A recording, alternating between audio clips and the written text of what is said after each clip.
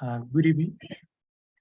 Good evening in Colombia and good morning in the Philippines. My name is Christian Gutierrez and I am part of the National Business Association of Colombia, ANDI, and also part of the International Direction. I would like to welcome everyone to the webinar Trade and Investment Opportunities between Colombia and the Philippines. This event is organized jointly by the National Business Association of Colombia, ANDI, the Philippine Chamber of Commerce and Industry, PCCI, and the Colombian Embassy in the Philippines.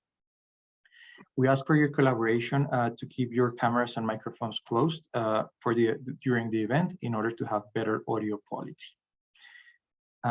We will now begin this first segment with the intervention of Mr. George Barcelo, President of the Philippine Association Chamber of Commerce and Industry. Mr. Barcelo, are you connected and can you hear us okay?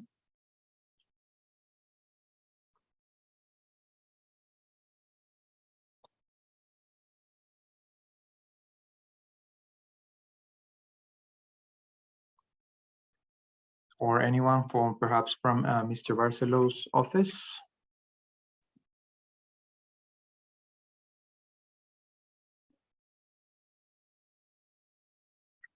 Hi, good morning, Mr. Gutierrez. Good morning, everyone.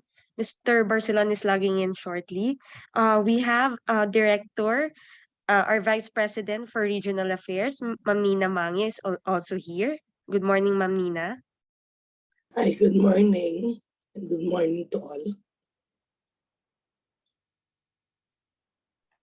Good morning, Mrs. Mangio. Will you be making an intervention or should we wait for Mr. Barcelo a couple of more minutes? We need to wait for Mr. Barcelon, please.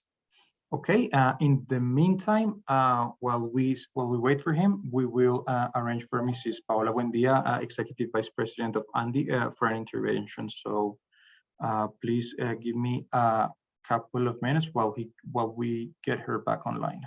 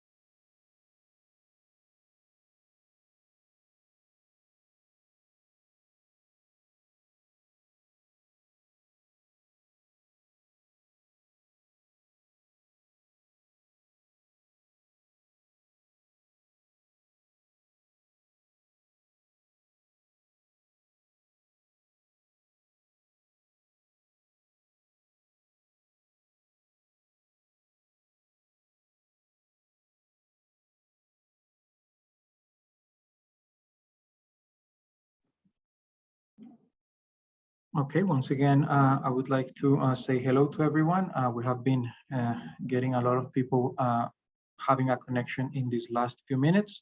Once again, good evening in Colombia and good morning in the Philippines. My name is Christian Gutierrez and I am part of the International Direction of the National Business Association of Colombia, ANDI.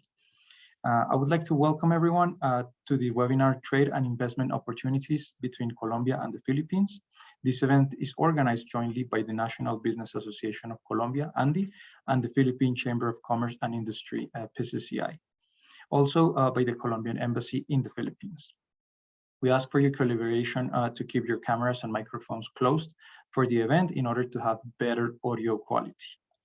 We will now begin this first segment with the intervention of Mrs. Paola Buendia, who is joining us here while we wait for Mr. Barcelo's connection. So Paola, can you hear us okay? Hi, Christian, thank you. And good morning and good evening to all the participants of this webinar. So yeah, we're very happy to celebrate this first webinar with the Chamber, and I would like to say thank you to the Ambassador in the Philippines, Marcela, who has been very, very helpful in organizing. We have been talking about this type of participation for a long time ago, so we're very happy for all of you of joining this conversation, but also to listening to all the experiences we want to share with you about these opportunities. As you might know, Colombia has trade agreements with many countries around the world. We are part of the Pacific Alliance. We are part of the Andean community. We have with the United States, with Canada, with the European Union, with Korea, and several other countries, Mercosur as well. And we believe that there are plenty of opportunities that we can work together with the private sector and the public sector in order to offer and show all of the business people interested in what are these type of opportunities, not just exports, but also investment. That's why we have today different organizations, both from the government and from the private sector, as part of this first. And I would like to say the first, because we know it's going to be the first of many conversations that we can have, both with the Chamber of Commerce, with ProColombia, with the Embassy, and with the different businessmen that have been part of this bilateral trade and investment connection. So today, as Christian is going to be our host for the whole session of these 2 hours, he will introduce everyone we have invited together as this first meeting this year. As we said, today it's 7 p.m. here in Bogota and 8 in the morning in the Philippines, but we are glad that we are able to do it. We hope to have probably in the next month, as we have talked with the ambassador, probably a visit and to show you the different opportunities in the different trade missions that we can work together as, in this case, as trade organizations, but also with the government agencies that organize these type of events. I'm not going to give all the details about the figures and numbers because I'm sure ProColombia will give some, and from the Philippine side, we'll get some. So I believe that this opportunity is also to get some questions and the new context and create these networking opportunities for the business people connected. And I'm sure in the following webinars we're able to organize, we'll have more people. For you who may not know, ANDI is the Colombian National Business Association. We've been here for almost 80 years, and we have a lot of relations with all the ANDIs around the world to help the business people in their experts in the investment opportunities and how to get to know what are all the opportunities they have here in Colombia. And we help also our member organizations to get to know the opportunities around the world. That's why we believe this type of webinars that we have been doing in the past 2 years, and it's something important to mention, but this virtuality have been able to get to know more countries and more opportunities we know there are for you. So This is our first webinar, but as I said, I'm sure we'll have more in the next future. So thank you very much, Christian, and let's continue with the agenda we've planned for today. That here in Colombia, as I said, is 7 p.m. and we would like to have it until 9 p.m. Thank you for your intervention, Mrs. Paula Buendia, Executive Vice President of ANDI here in Colombia. We now have Mr. George Barcelon, President of the Philippines Chamber of Commerce and Industry, now with us. So, Mr. Barcelon, the floor is yours and the microphone is yours as well. So please go ahead.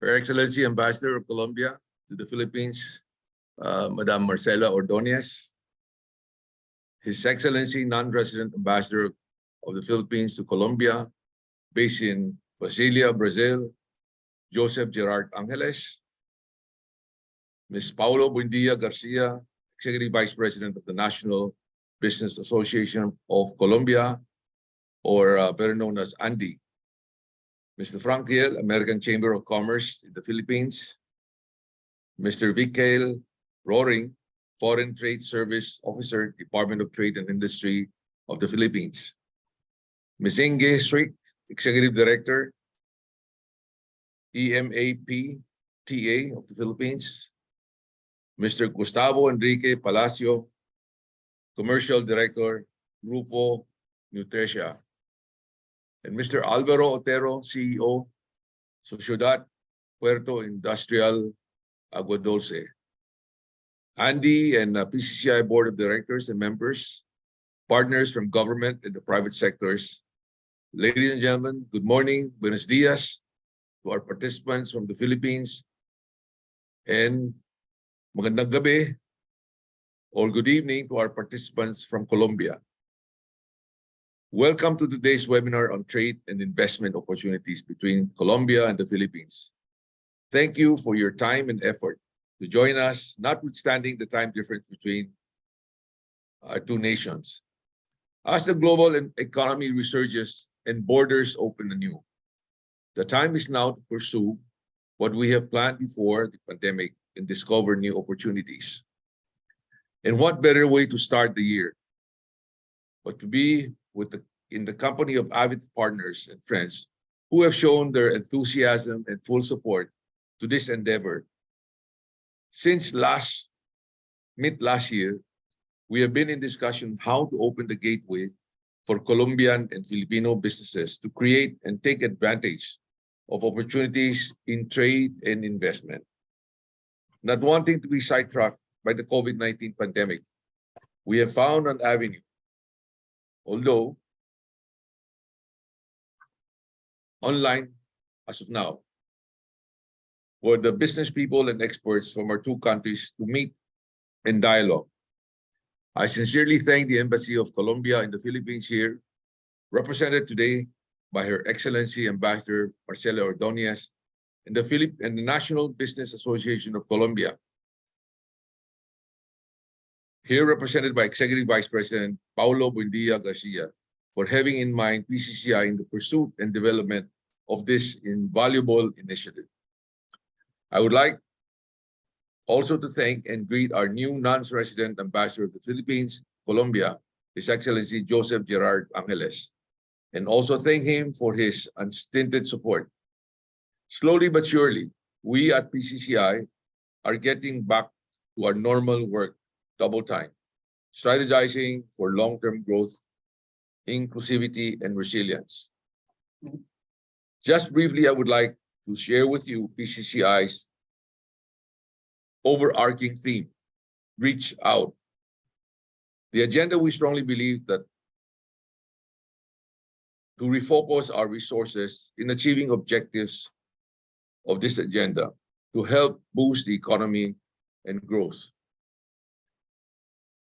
Basically, each letter means something, but I will just briefly go through it. The starting letter is R, which is reinvigorating our natural resources, specifically mineral resources and forestry, enhancing energy and education, accelerating agriculture productivity and modernization. Our commitment on connectivity and climate change, harnessing health and human skills, and one united in transformation through transparency. Pre-pandemic, we would often receive and meet inbound business missions at least once a month from all over the world. We also send out outbound business missions, forging linkages and seeking opportunities for the country. Of course, our president, Romualdez Babongbong Marcos Jr., has been very proactive in promoting our country. In the short period of less than 7 months, he has traveled to many different countries, promoting our country as a place for investments. Many have shown interest in doing business with the Philippines. With our steadily growing economy coupled with a young workforce, an annual economic growth averaging 6.5%, a strong service sector, and an equally strong and disciplined monetary and fiscal policy enforced by our government. Among others, the Philippines is shining on the map as one of the most promising economies in the region. However, the COVID-19 pandemic, together with other external factors, have affected our economies for the last 1.5 years. But with our resiliency and the support of our partners, we are confident that we will be able to meet the challenges facing us and provide better opportunities for all. In this light, PCCI greatly appreciates the Embassy of Colombia in the Philippines for linking us to ANDI and pro-Colombia and for maintaining close ties with PCCI and encouraging Colombian companies to consider the Philippines as a trade and investment partner in this region. Likewise, we are honored and elated to encourage Philippine enterprises to venture and consider Colombia as a trade and investment destination. While the great distance separates our two nations, I know that through today's webinar, much will be discovered and known about our two countries that could set in motion new partnership and opportunities. Our invaluable resources speakers from the government agencies, pro-Colombia and our very own Department of Trade and Industry, as well as our resource speaker from private sectors, the American Chamber of Commerce Philippines, Grupo Nutrecia,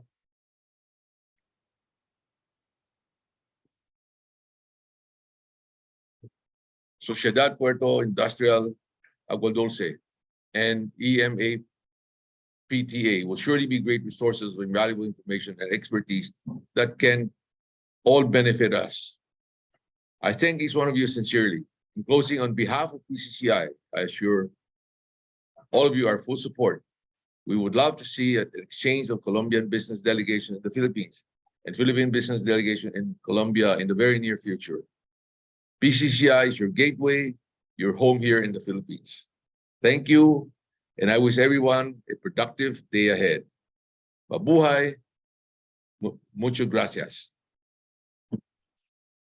Thank you so much for your intervention, Mr. President Barcelon of the Philippine Chamber of Commerce and Industry, PCCI. We now give the floor to Mrs. Marcela Ordóñez, Ambassador of Colombia on the Philippines. So, Mrs. Ordóñez, go ahead, the floor is yours. Thank you. Thank you very much, Christian. And allow me to start by thanking Mrs. Buendia and Mr. Barcelon for their excellent interventions.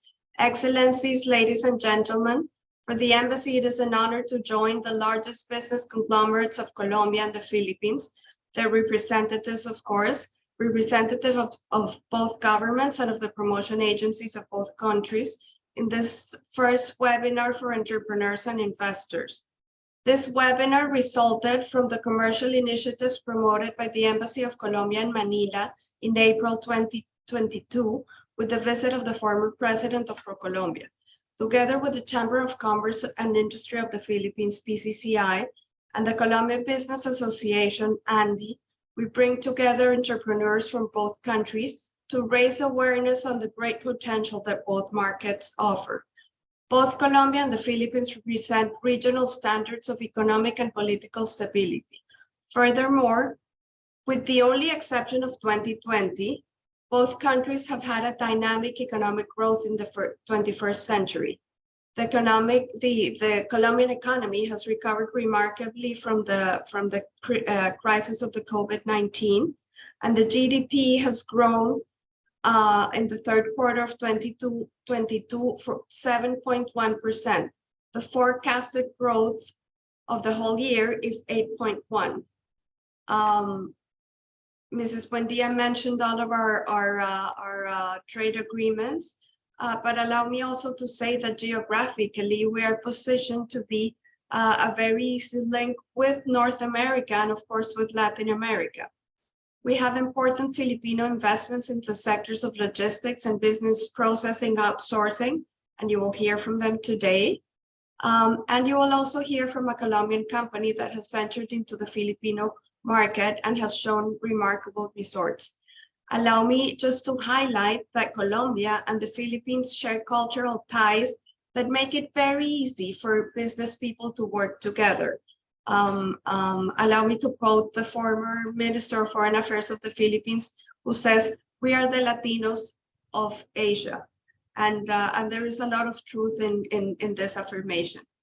Please count on the support of this embassy to assist in any issue where we might be of service to entrepreneurs, the private sector from both Colombia and the Philippines.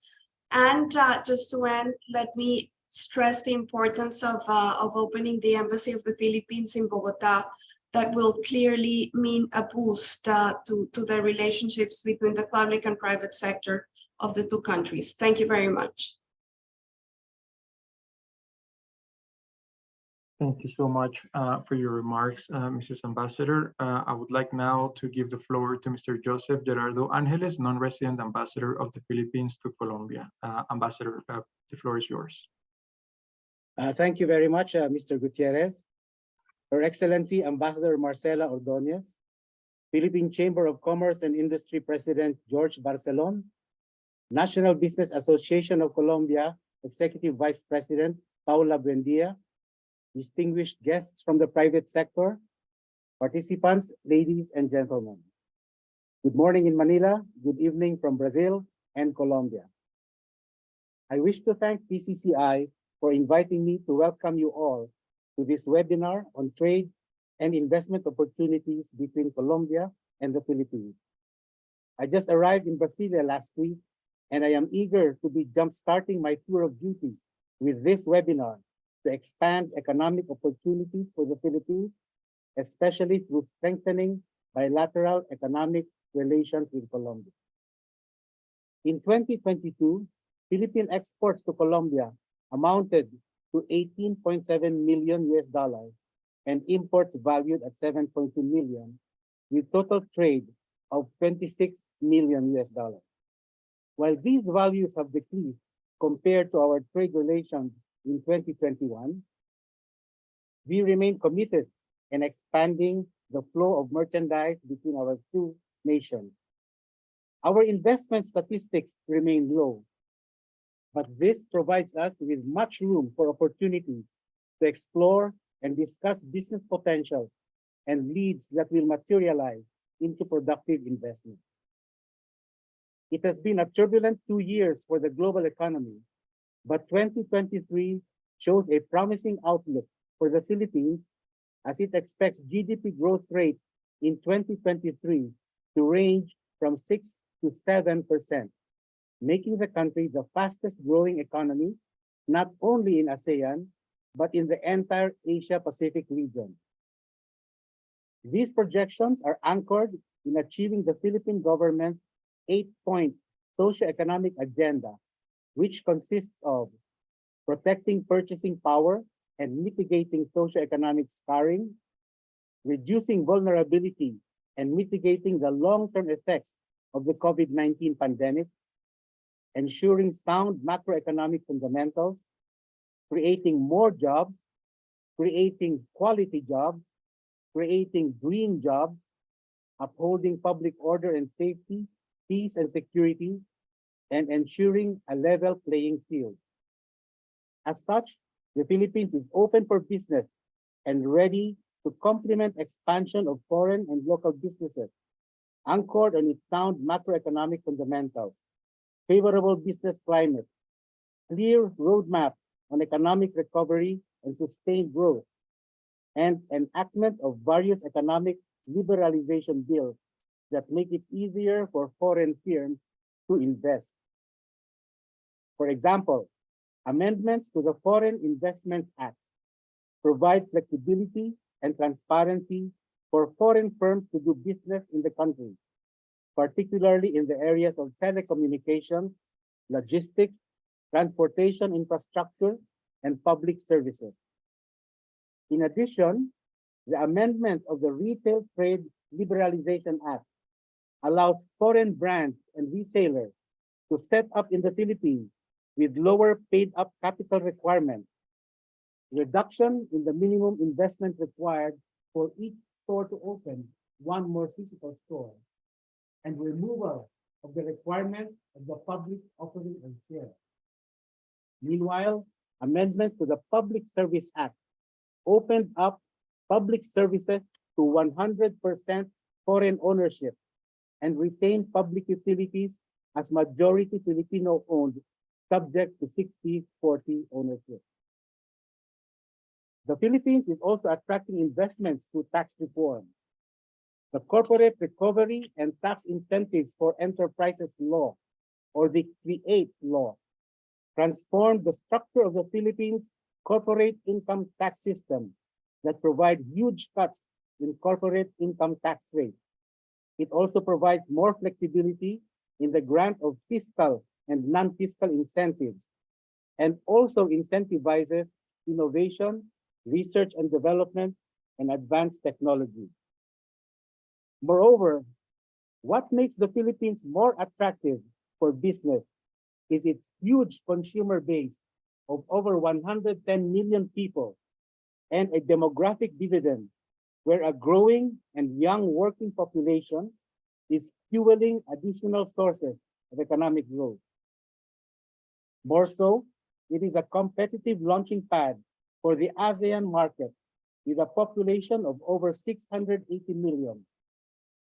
There are more investment opportunities in telecommunications, airports, toll roads, agribusiness, renewable energy, shipping, hydroprocessing, infrastructure development, water, logistics, transportation, manufacturing, tourism, health, education, and digital connectivity.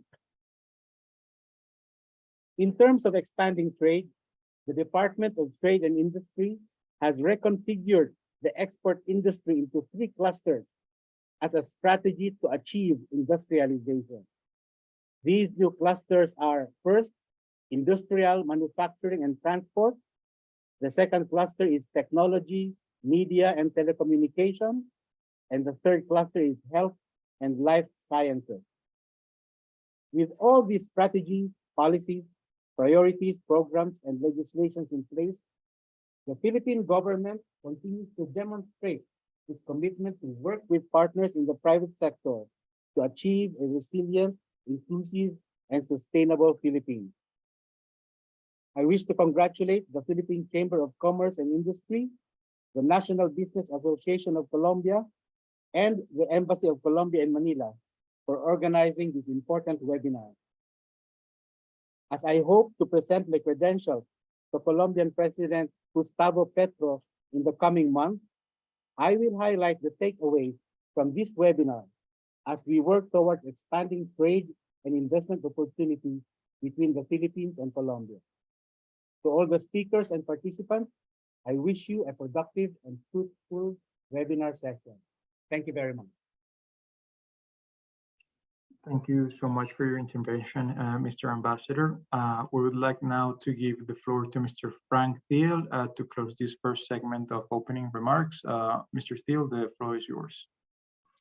Thanks very much. First of all, a very good morning or very good evening to everyone on the call. Greetings from the American Chamber of Commerce of the Philippines. I'm delighted to be able to join this webinar. We'd like to thank ANDI and in particular, Her Excellency Marcela Ordóñez, the Ambassador of Colombia to the Philippines, for inviting us today. A little bit about the American Chamber of Commerce. We just celebrated 120 years of existence in the Philippines. So we're by far the oldest chamber in the Philippines. We're about 820 members strong. We have chapters in northern Luzon and Manila, Visayas and Mindanao. So we cover the entire territory of the Philippines. Among the members, especially the recent members that we have taken on board, we have Colombian companies. So the American Chamber of Commerce in the Philippines caters to companies, not just American companies, but Filipino companies and companies from other countries that would like to set up shop in the Philippines.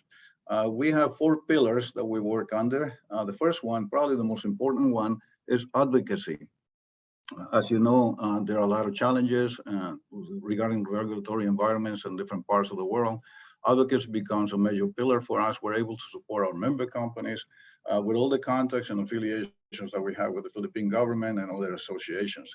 We also have networking opportunities, information opportunities, and of course, marketing. As companies begin to come into the Philippines to set up shop, we can help them with that, and they can reach out to a number of additional companies so they can promote their products in country. The chamber has been around for quite a long time, and we are going to continue providing services to any company that wishes to come into the country. We're open for business 100%. I would suggest that at some point in time, as part of the webinar cascading effects, that perhaps the Colombian Embassy and ANDI and some of the other chambers may want to consider setting up a specific chamber that will look at bilateral trade agreements between Colombia and the Philippines. Some sort of a chapter of, in this case, it will be a Colombo-Philippine chamber. And I think that that would be a very good idea to integrate that later on into the other chambers that we have in the Philippines. So I would encourage participants in this webinar to think about that and perhaps give that some thought.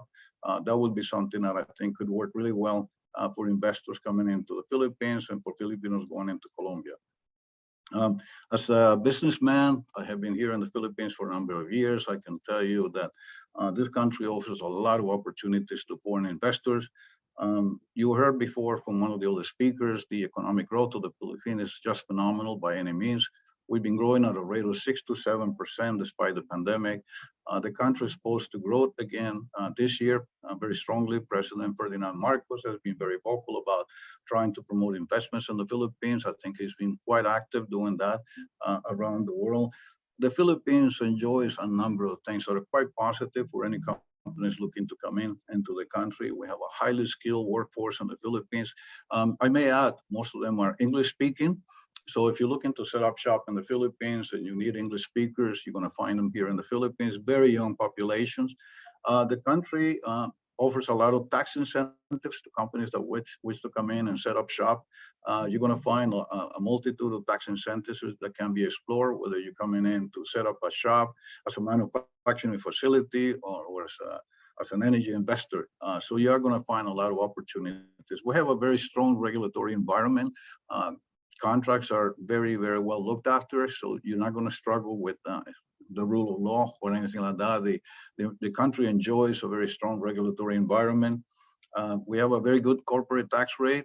The government has been good about reducing the corporate tax rate, again, trying to incentivize additional business investments into the country. They have been very, very successful with that. We're open for business. The Philippines is a great destination for foreign investment. I hope we can see more Colombian investors coming into the Philippines. Likewise, we would love to have some Filipino businessmen go to Colombia and invest in Colombia. Colombia offers a great deal of opportunities, and I'm sure we're going to hear about that later on in the webinar. So let me leave you with that. We're a great destination for foreign investment. I do hope you take a second look at us and do check our website for the American Chamber of Commerce. We're open here to support you. Again, many thanks for inviting us today, and I hope this webinar continues to be very successful today. Thanks, everyone. Thank you so much for your words, Mr. Thiel, and for closing this first segment of our event. We now move on to the second segment called Trade and Investment Opportunities in Colombia and the Philippines. And here with us is Mr. Manuel Salgado, Investment Manager of Asia, and Mrs. Beatriz Barreto of Southeast Asia, Director of ProColombia. So Mr. Salgado and Mrs. Barreto, the floor is yours. Thank you, Christian. Beatriz, can you help me with the presentation, please? So first of all, I would like to thank you to the organizer of this event. Special thanks for board ambassador, Mr. Joseph Angeles, and also our ambassador, Marcela Ordóñez. Also, thanks for the Department of Trade and Industry of Philippines, our allies, ANDI here in Colombia, and the Chamber of Commerce and Industry of Philippines, and the American Chamber also of Commerce in Philippines, and the private companies that will be at the end of this webinar, Empresa, MAPCA, and Puerto Agua Dulce. I would like to check that the presentation is okay. Can you see? Yes, the just full to screen? check. Are you Okay. looking the presentation? It's okay? Yes, it's okay. Can you have it in a full screen, please? Yes, yes. Yes. Thank you so much. Also, while we set up, Mr. Salgado, if we seem to be hearing you far away, so perhaps if you can speak up a little bit, we might be able to hear you a bit better. Okay, all right. Okay, thank you. Okay, on behalf of Ministry of Commerce, Trade and Tourism, Beatriz, we are going to introduce Colombia and general information about export and investment. Colombia is an agency from the government. Basically, we are involved in three activities. We promote Colombian export, FDI, and international tourism. In terms of export, we support not just Colombian companies, also international. Manuel, te perdemos. Perdón, Manuel, te estamos perdiendo. ¿No me oyen bien? ¿Ahí está mejor? Ahí está perfecto. Okay, sorry. Okay, so as I mentioned, in terms of export, we support not just Colombian companies, also international companies that set operation here in Colombia to attend the region. In terms of investment, we help the current investor in Colombia, and also we go and knock the door for the new ones to have an operation here in Colombia. We support sectors different from extractive industry and oil and gas activities, but the rest of the industry, we support those initiatives. Next one, please. In total, Colombia is a team of around 500 employees. And we have offices abroad. We do have 20 offices abroad in the region of Asia. We have offices in China, Korea, Japan, India, Singapore, Indonesia, and Emirates. Next one, please. Okay, what are the focus of this government? So the focus in terms of export of this new government, we are trying to concentrate in small and medium companies, support those companies and those efforts for exports, to bring regional development, not just concentrating the capital city and the main cities, investment and export on all the Colombian territory. The focus of the export will be concentrated in Latam and the Caribbean islands mostly, and also to encourage the trade in add value goods and services, trying to have a high technological content of those exports. In terms of FDI, the government has the initiative in the food and health sovereignty, having a traction of FDI in the generation of value in national production in Colombia. Basically, is to support the internationalization of Colombian companies. We have a strong commitment with the energy transition, including hydrogen, and also became Colombia's home of the export services.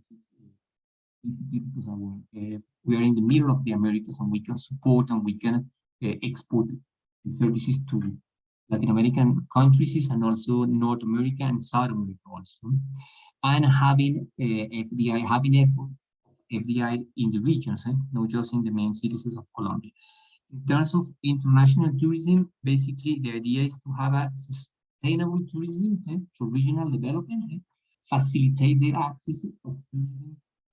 It's like a democratization of tourism for both parts, for users and also providers of services in tourism, and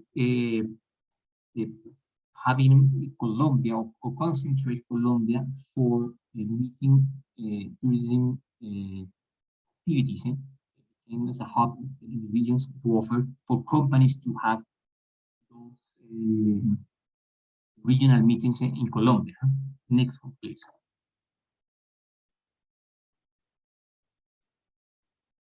Please, Give me a minute, I don't know, it's not working.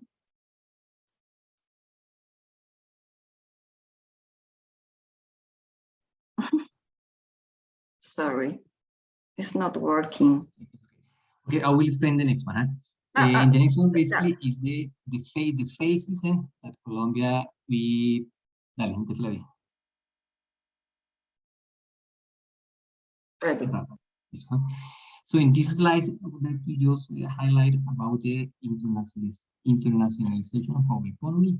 Basically, during the 90s, we started to sign the free trade agreements. Right now, we have 17 free trade agreements. We started with Latin America in the 90s, and then we include US and Canada and the FTA. The third step was complementary markets, and at that moment we reached Asia. Right now in Asia, we have this free trade agreement with Korea, Singapore, and recently Singapore became one of the Pacific Islands. The fourth step was basically to conclude the negotiation of those free trade agreements. And for this government, what is important here is a new development scheme. Basically, the idea is to Colombia from the extractive industry to a productive and sustainable economy. This is the target of this government. Next one, please.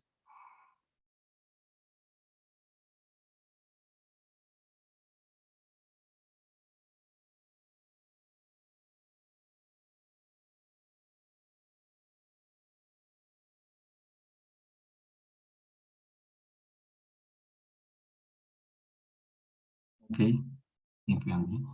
Okay, so the sustainability in Colombia is important. So Colombia is the first country in Latin America to publish and deploy a green taxonomy index, and is the second most biodiverse country in the world. It's the fourth most attractive investment destination in terms of we have a strong commitment with the green transitions. The target for 2030 is to reach a 51% of reduction of our emissions, to reach net zero deforestation by 2030, and to achieve carbon neutrality in 2050.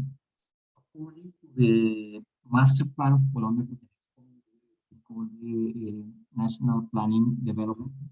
The country will concentrate their efforts in prioritize initiatives around bioeconomy, natural ecosystems, and sustainable territories. In Colombia, we identify right now 47 different projects that include sustainability companies. We can share this information with the companies interested. Next one, please. Okay, what about the investment opportunity? Next one. So we do have several opportunities in different sectors. I would like to just mention the investment of the total travel investment in Colombia in the last year. For 2021, the official data of the central ones of the central bank, it was $9.3 billion US. For last year, 2022, September third quarter, it was around $10 billion US, and we don't have the official data for the total 2022. But what is important here is that Asia is the fourth largest investor in Colombia. In 2021, the investment from Asian countries reached around $226 million US. The largest investment right now is Japan. You see the stock of the investment, but for this year, China will surplus the investment in Colombia.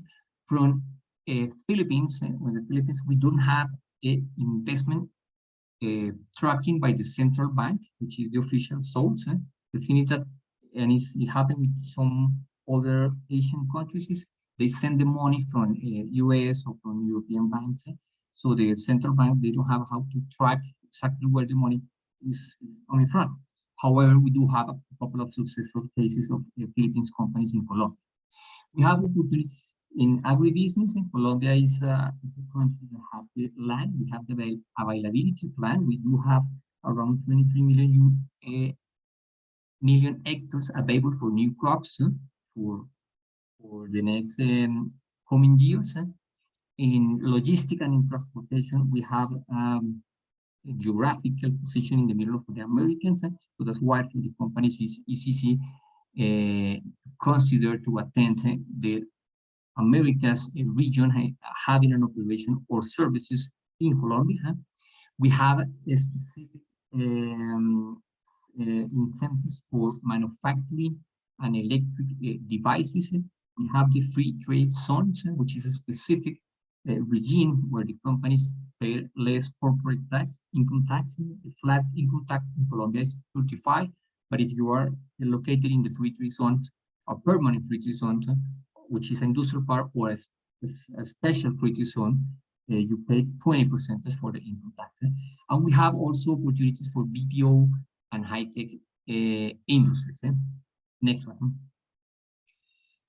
We have some incentives for services industries or for services companies here in Colombia. I have just, I would like to mention that the labor cost in Colombia for BPO on call center industry is one of the advantages. The salaries in Colombia for the call center general manager in Colombia is 25 less than the salary in Mexico or in Brazil.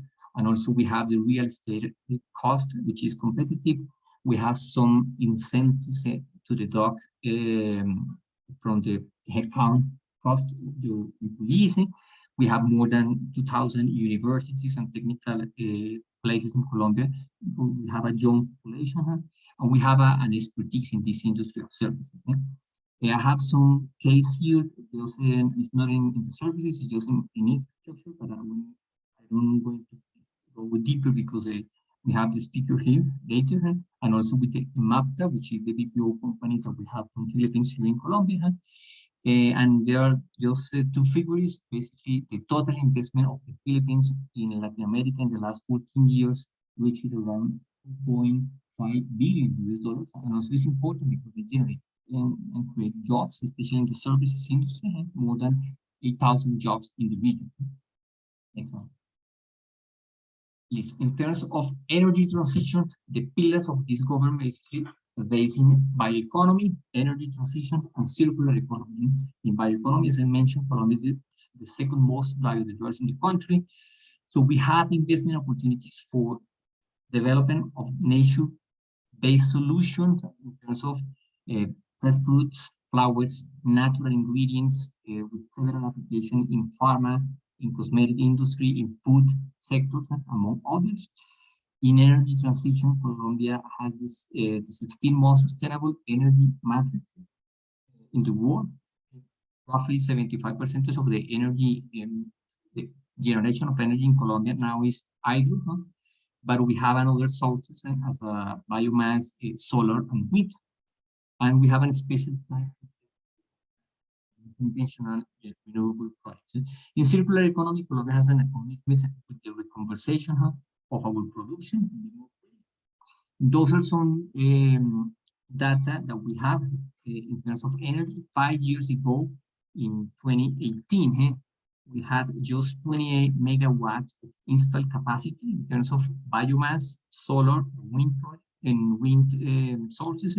Today, we have in Colombia 800 megawatts in operation, and for this 2023, we will reach around 4,500 megawatts of installed capacity. And the goal for this government, the next government, is to reach by 2034, 21% of the matrix generation comes from non-renewable sources as solar, wind, and biomass. And now, please, Beatriz, could you continue with the next slide, please?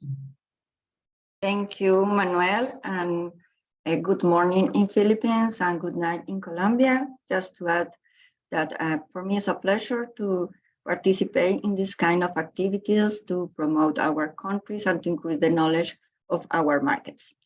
Okay, next, please. To begin with, I would like to mention that traditionally Colombia has been exporting to Asia mainly coffee, flowers, and live cattle. And as you can see in the slide, export had a positive trend reaching $1,800 million from January up to November 2022.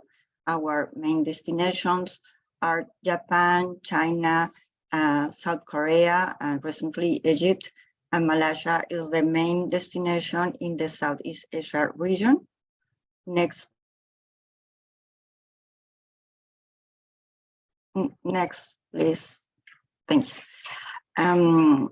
Regarding the Philippines and the background of the current panorama in the export area, in the last 5 years, there has been a deficit in Colombia trade balance with the Philippines. Colombia main exports are fungicides, is almost the 44% of the exports from Colombia to Philippines.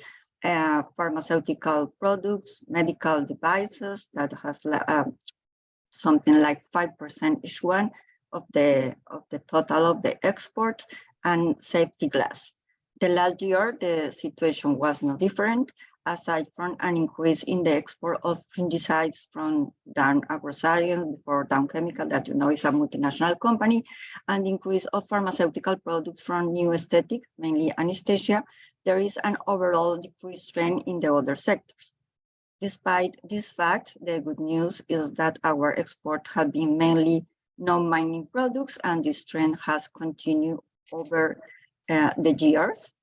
To understand, just to better understand the current trading panorama, is crucial to understand the challenges, and most important, to analyze the opportunities that we can explore to increase the trading relations between our countries.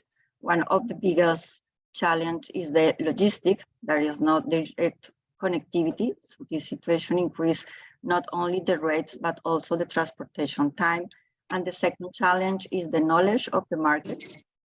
Both Colombia and Philippines share some similarities in terms of agro-industrial production. Both countries produce banana, sugar, cocoa, mango, fruits. However, there are mainly developed industries that could complement each other. Next, please. Having mentioned that, it's important to highlight that we believe there is a big potential to explore, and today I would like to share some opportunities. These are just a brief of the alternatives that we have found, but we invite all the parties in this exchange to continue exploring and looking for more opportunities to bring our relationship to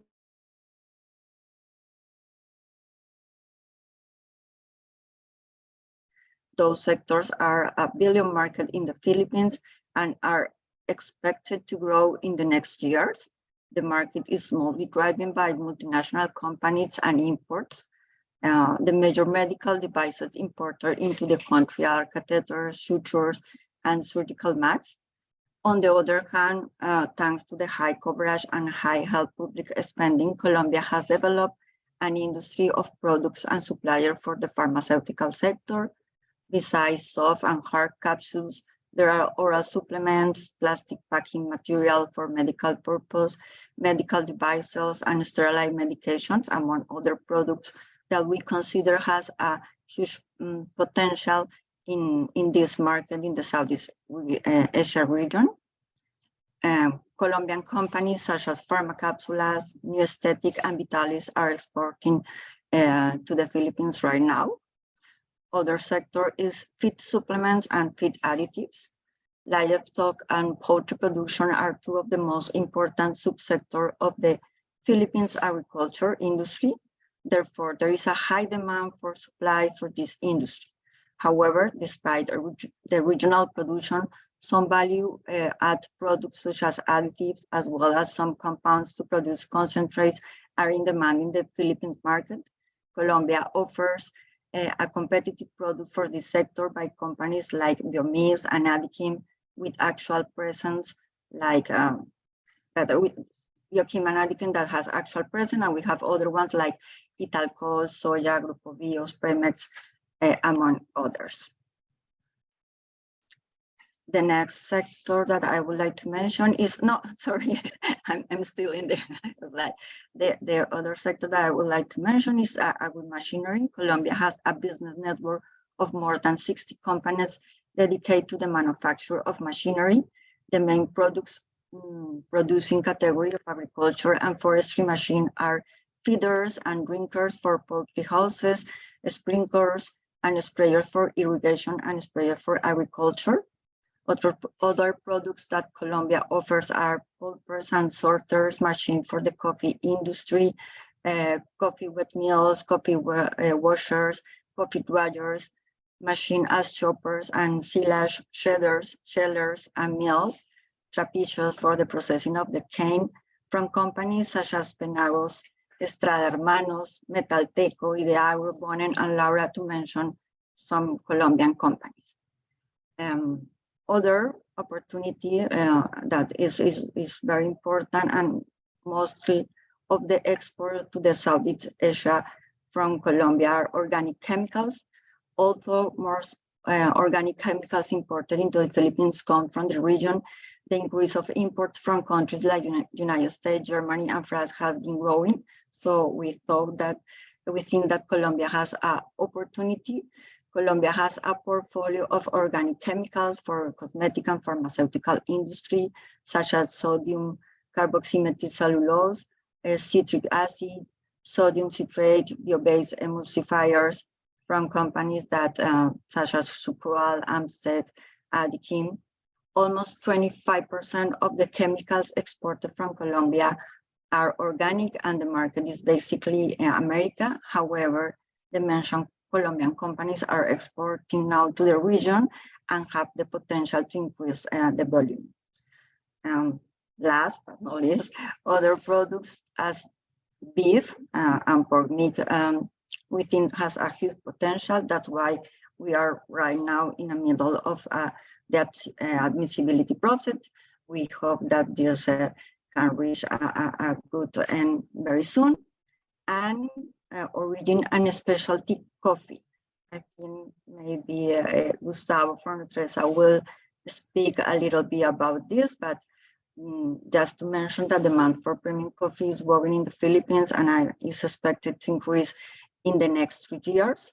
Most of the coffee is imported from Vietnam and Indonesia, but there is a segment of the market that demands specialty coffee and soluble coffee that is imported from other countries outside of the region, like Switzerland, Italy, and USA. So I think I'm going to stop here, and I think those are the most important right now potential products that you will find in Colombia and has a potential market in Philippines. But as I mentioned before, I think we have to continue exploring all the opportunities between our countries. Thank you, Beatriz. And just to close the ProColombia presentation, just to mention that all the services of ProColombia are for free. All the information is confidential. We have here in Bogota an intelligence team to support you with specific requests of information. We also have a legal team that support you when the company decide to set a company here in Colombia. We can help you also with a tailor-made agenda when you are interested to visit Colombia. We arrange the meetings. We go with you with the meetings. Just let us know. We can support you also in export and investment, and also in the tourism services. Okay, thank you so much. Gracias, Cristian. Okay, thank you so much for your presentation, Mr. Salgado and Mrs. Barreto from ProColombia, Colombia's promotion agency of exports, investment, and tourism. Moving on to the second part of the segment, I would like to give the floor to Mr. Michael Angelo Rering from the Department of Trade and Industry of the Philippines. Mr. Rering, the floor is yours. Hola, good morning to everyone in the Philippines. Nuestros participantes en Colombia, muy buenas noches. Mi nombre es Michael Angelo Roring. Somos el Foreign Trade Service Corps, ¿no?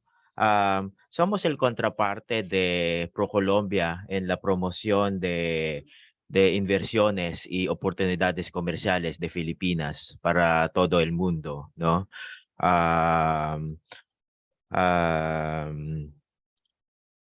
Nuestro rol es para promover empresas filipinas, ¿no? Inversores con contrapartes para todo el mundo, como parte del Department of Trade and Industry,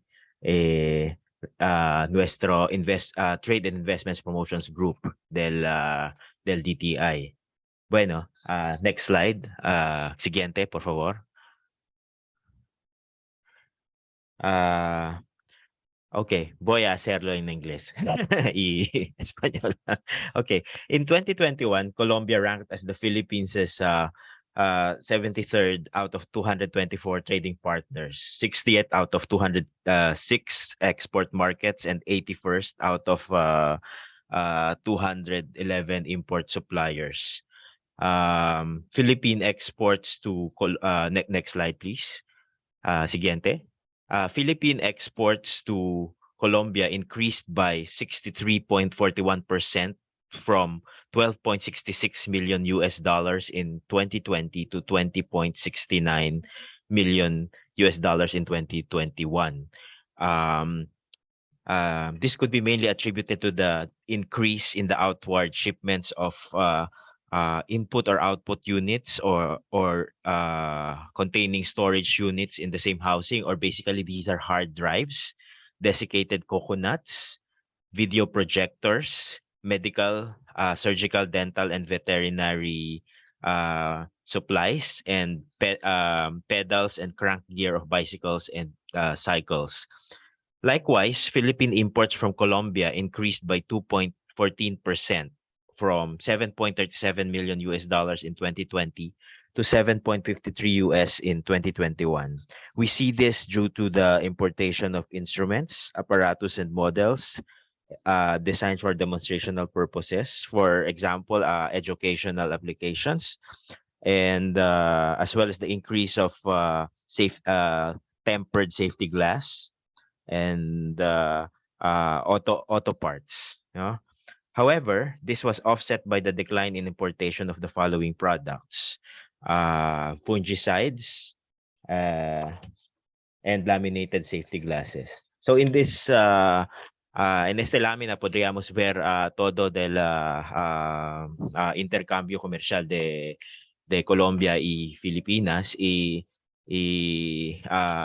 solo hay que notar que hay mucho para hacer. Es un nivel muy bajito y tenemos más oportunidades, ¿no? Next slide, please. Philippine products for promotion to Colombia. Chemicals, propene or propylene. We have a very large naphtha cracker, care of JG Summit Holdings here in the Philippines. As you know, 80% of our exports are in the electronic sector. So we want to promote electronic equipment, including smart cards, electronic integrated circuits, LED lamps, office machines, computer data storage units, telephone sets, office and projectors. We are a leader in the export of coconut products. So we'd like to export more desiccated coconuts, coconut oil, and similar agricultural products. I want to emphasize that we are also a leader in carrageenan processing and manufacturing. Carrageenan is an ingredient from seaweeds, and it's a major industry here in the Philippines. And it has cosmetic and food applications. Also optical products, watches, and medical instruments, and spectacle lenses. Okay, next slide, please. So what are the priority sectors that we're looking at for export and investment promotion with Colombia? Next slide. The top commodity exports to Colombia that we sent were, as I mentioned, input or output units, whether or not containing storage units, coconuts, projectors, etc. Okay, next slide, please. And we've this is the import data that we have from Colombia. Next slide.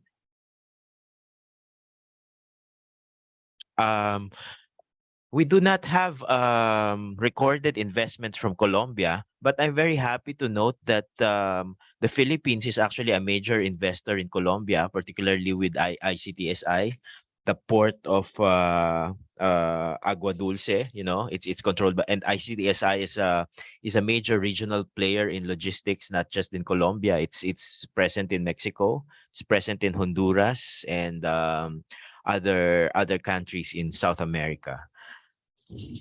But in terms of priority sectors for investment promotion, I think in a short while we will be hearing from a Philippine company that's or a company that's present in the IT BPM sector. We're also promoting infrastructure investments for the Philippines. We're also very much open to pharmaceutical investments. And now, since one of the key priorities of the government is food security, we most welcome technologies in agribusiness and also investments in agribusiness. And this goes without saying that food and beverage manufacturing is very much a priority, and we look forward to partnering with Colombian companies in this regard. Yeah. Okay, next slide, please. The new ambassador, the new Philippine ambassador in Brasilia, has already outlined some of the Ambassador Angeles. In his talk, he already outlined the Foreign Investment Act and the CREATE law, where we provide incentives, for qualified companies partnering with us in the Philippines. But I want to talk about a new sector that we would like to promote with Colombia. En términos de intercambio comercial con Colombia, tenemos que hablar en nichos. Uno de los sectores muy con mucho oportunidad es el sector de la industria creativa. En los años 90, Filipinas hemos importado mucho contenido de Colombia, de Venezuela, de España, contenido que fue gran éxitos, ¿no? en televisión. Pero ahora, Filipinas, somos un gran exportador de contenido digital, de contenido en Netflix, en países como República Dominicana, países como Ecuador. Queremos buscar más mercados y oportunidades para cooperación con productores y distribuidores de contenido en Colombia. Next slide, please. We have the new Philippine Creative Industries Act, or it's called the PISIDA. It supports the development of Philippine creative industries by protecting, strengthening the rights and capacities of creative firms, artists, creators, workers, indigenous cultural communities, content providers, and stakeholders. Next slide, please. And the Creative Industry Council is actually a whole of government approach to the promotion of the various industries that fall under this sector that the government is now promoting. Next slide, please. So when promoting the creative industries, we would like to promote these various sectors, not just for export, but we want to facilitate content exchange and co-production in audiovisual, in digital interactive media, in creative services, in design, in publishing and printed media, in performing arts, in visual arts, in traditional cultural expressions, and cultural sites. We're still in the middle of, while this is already a law, the Philippines is still in the middle of, hopefully within this year, this new agency for promoting all of the creative industry domains will come to fruition. But in the meantime, the DTI, we're really promoting partnerships along these lines. So it was previously mentioned that Filipinos, we are the Latinos of Asia. Well, true enough, lamentablemente hemos perdido mucho parte de la población en Filipinas, hemos perdido español, ¿no? Como los colombianos somos bilingües con inglés y con la lengua maternal de Tagalog. Entonces, pero, sin embargo, hay muchas cultural, en términos de la cultura, de la historia compartida. Filipinas y Colombia podríamos cooperar en negocios, en muchas, en las industrias creativas, ¿no? I would cite, for example, you know, I was previously assigned in South America in our trade office there, and we really share these. The culture becomes a bridge to business when it comes to the development of business in the region. Okay, so next slide, please. Okay, I want to share the contact details of the DTI office. We don't have an embassy in Colombia. The embassy that covers Colombia is in Brasilia, but the trade office is located in Mexico City. And mis colegas en la oficina comercial en México son muy listos para atender a todos los preguntas, para información, etc. And so whatever you need, and this service is also open for Philippine companies who want to do more business with the markets, the key markets in Mexico and the rest of South America, all the way to Brazil. So muchas gracias and good morning. Thank you so much for your intervention, Mr. Angelo Roaring, and for closing off this second segment of our event. We now move on to the third segment, titled Discussion about the Investment and Trade between Colombia and the Philippines. Before we present our speakers, we would like to remind our audience that at the end of the segment, we will have a Q&A session, so that if you are interested, please, we encourage you to submit your questions by the chat of the Zoom meeting, so that we can go ahead and discuss them and talk about them at the end of everyone's intervention. Having said that, I would like to give the floor to Mr. Gustavo Palacio, Commercial Director from Grupo Nutresa in the Philippines. So, Mr. Palacio, can you hear us okay? Yes, thank you, Christian. The floor is yours, and we can see your presentation as well. Okay, and we can hear you. I will present myself, okay? Thank you very much. Good morning, everybody in Asia. Good evening, everybody in Colombia. Thank you, Ambassador Marcelo Ordóñez, Mr. George Barcelon, the PCCI team, and the ANDI team for the invitation to this webinar to explain a little bit more about Grupo Nutresa, what we are doing here in the Southeast and also in the Philippines. My name is Gustavo Palacio. I'm managing from Grupo Nutresa Oriental Coffee Alliance. That is a company of Grupo Nutresa and Mitsubishi Corporation from Japan. I'm living here in the Philippines for the last 3 years. Very happy three years living here in the Philippines. Is a great opportunity to know a different culture, different people. The people is very special here, the beaches, the food, and the opportunities that we have for growth.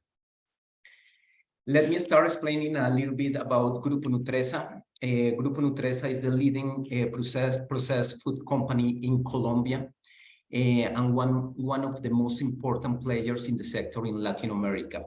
As a company, we have our higher purpose, that is to build a better world where the development is for everyone. Grupo Nutresa has 8 business units. We have beef, biscuits, chocolate. Tres Montes Luchetti, that is a company that we have in Chile. the coffee division, retail food, ice cream, and pasta. Grupo Nutresa has more than 100 years of history, founded in 1920. 20 of our brands sell more than $50 million. We have direct presence in 17 countries and sales in 78 countries. In 2021, our total sales was $3.3 billion. 61% of the sales are in Colombia, 39% in international sales. We have more than 47,000 employees with more than 12,000 outside Colombia. Our strategic region is the United States, Mexico, Central America, Dominican Republic, and the Caribbean. Colombia, of course, with the 60% of participation, Venezuela, Ecuador, Peru, Chile, Malaysia, where we have a facility also with Mitsubishi Corporation, Philippines, and South Africa. This is our strategic region. In 2022, Grupo Nutresa has once again been ratified as the most sustainable food company in the world, according to the Dow Jones Sustainability Index. Thus demonstrating its commitment to sustainability in all the operations, showing the compliance with the highest standards in social, environmental, economic, and corporate governance matters, and position the company as a world-class organization. Who we are in the Philippines? Oriental Coffee Alliance, that is the company that we have in the Philippines, is a joint venture company between Mitsubishi Corporation from Japan and Grupo Nutresa from Colombia. Mitsubishi Corporation, probably in Colombia, we know Mitsubishi because the cars, the elevators, the air cons. However, Mitsubishi Corporation is a global integrated business with a very, very big food division with approximately with subsidiaries in approximately 90 countries. The global network is around 1,400 companies. So it's a very, very, very important company here in Asia. It's a great partner. And of course, it's a great support for this food division that we have. History of OCA here in the Philippines. Oriental Coffee Alliance was established initially in Malaysia. We established Oriental Coffee Alliance in Malaysia in February 2014. However, we launched the product that we have right now here, that is a coffee, a 3-in-1 coffee, in October 2018. In January 2020, the shareholders, Mitsubishi and Nutresa, decided to move the company to the Philippines. Why to the Philippines? Because we wanted to have a focus in the brand. We wanted to have the focus here in the Southeast in the Philippines. In February 2021, we acquired our product registration and our import license.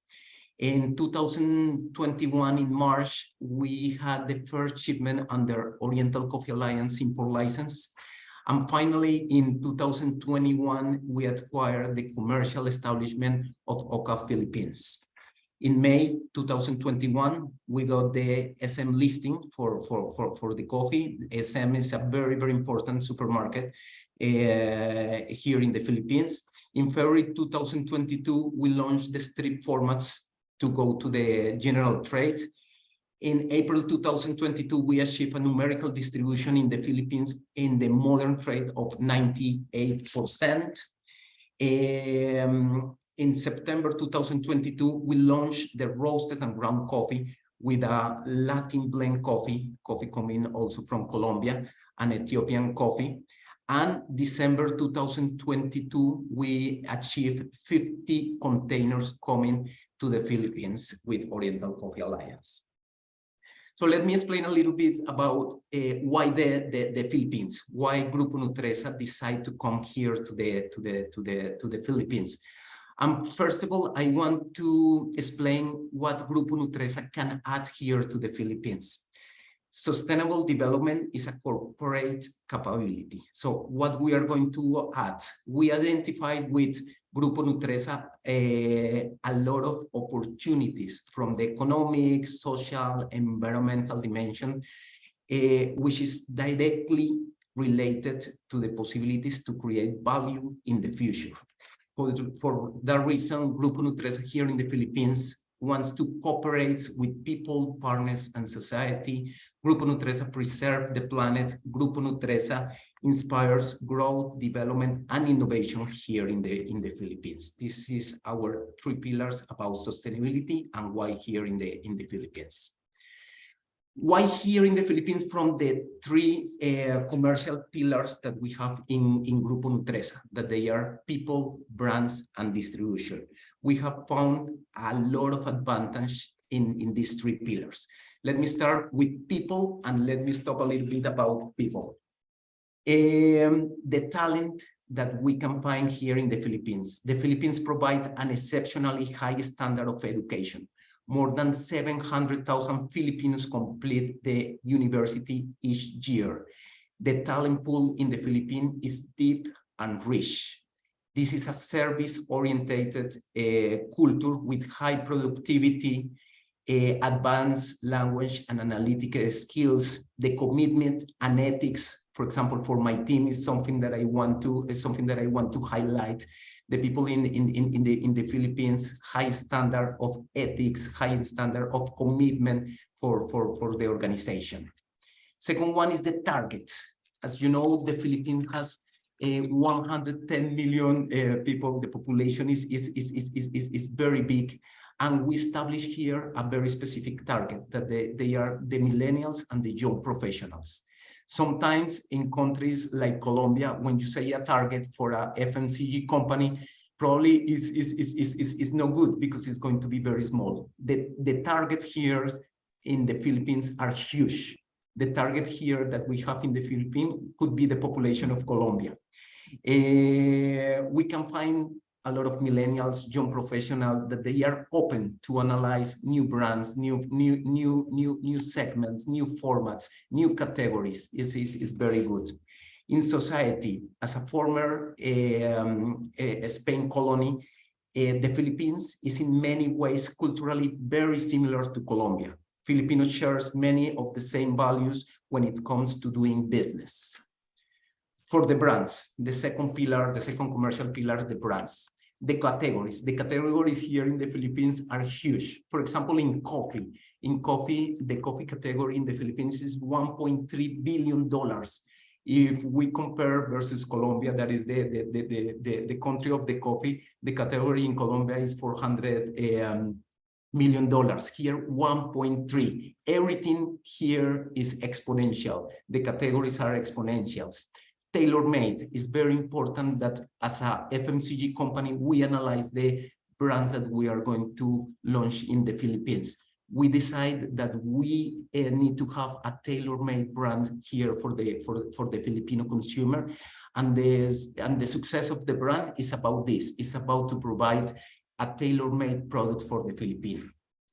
Competitors, very important for us. Here, all the brands, the most recognized brands in the world are here in the Philippines.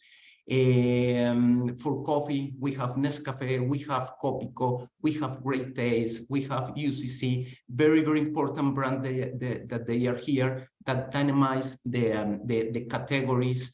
It's a challenge to compete here, but it's very good, and I want to bring the competitors as a main aspect to be here in the Philippines. The distribution, the similarities for the distribution is very impressive. If you can see the picture here, maybe the people from Colombia could think that this is in Bogota or in Medellin or in Cartagena, but this is here in Manila. The Sari shop that is similar to the Las Tiendas in Colombia, they are very similar. The distribution is very similar here in the Philippines. Supermarkets, the modern trade, very, very, very similar with SM, with Pure Gold, many supermarkets that we have also similarities with Colombia, convenience stores, and this Sari store that they are very, very, very similar. In distribution, we found here very important allies. One, of course, Mitsubishi Corporation, to do this plan for the distribution of the coffee, but we have a distributor here that is a local company called FDI. FDI is an expert in the distribution in the Philippines. The Philippines are more than 7,000 islands together, so the distribution is quite complicated, but we can find here very important allies to do the distribution. And of course, the retail is very important here. The online, the offline, the development of the online channel is very important and is going to be very, very important in the future.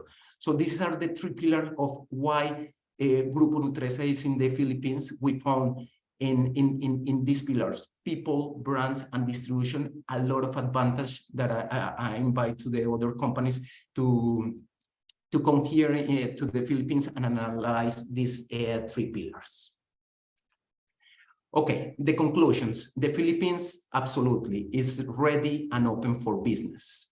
The Philippines is one of the most attractive countries in ASEAN for investment from overseas corporations due to the massive population, the recovery of the economy post-pandemic, and especially for the government strategy to attract more foreign direct investments and expansion for domestic enterprises.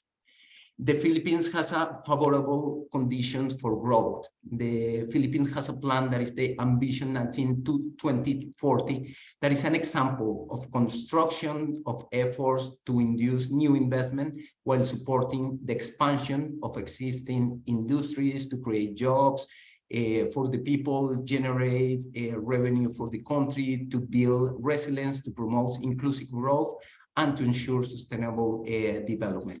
With the Philippines, with this kind of program for growth, Grupo Nutresa shares all this Ambition 2040. The Philippine Chamber of Commerce and Industry, PCCI, is a great ally to capitalize the opportunities based in our strategy in the market. And as I mentioned, the online distribution and new distribution platform would be the transfer for the culture of the retail here in the Philippines. Salamat, thank you very much. Thank you, Mr. Palacio, for your very useful insights on your joint venture, the joint venture between Nutresa and Mitsubishi in the Philippines. We encourage the audience once again to leave your questions on the chat from this Zoom meeting so that we can address them at the end of the next two panelists. We now invite Mr. Álvaro Otero, CEO of Sociedad Puerto Industrial Agua Dulce, to take the floor and make an intervention. So, Mr. Otero, the floor is yours. Thank you, Christian. Thank you very much. Can you hear me okay? We can hear you okay. Thank you. Ambassador Ordóñez, Ambassador Ángeles, Mr. George Barcelon, and Mrs. Paola Buendia. Thank you for having me. Said before, my name is Álvaro Otero, and I'm the CEO of SPIA, which stands short for Sociedad Puerto Industrial Agua Dulce. I have a short presentation, which I don't know if you can put on, Christian.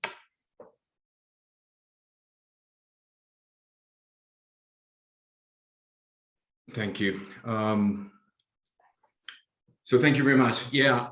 So basically, for those who knows this sport, it is a very important port in the city of Buenaventura, which is in Colombia's Pacific coast, which enhances the trade, the commercial trade between our two countries and between particularly Asia and South America and Colombia, of course, and through the Panama Canal also connects to Europe, and through the west coast of the United States also connects all the trade going up, as I mentioned, through the west coast. So quite an important point of commerce, and I'll go through it a little bit, and we'll go through see the relevance of it when we talk about the Philippines.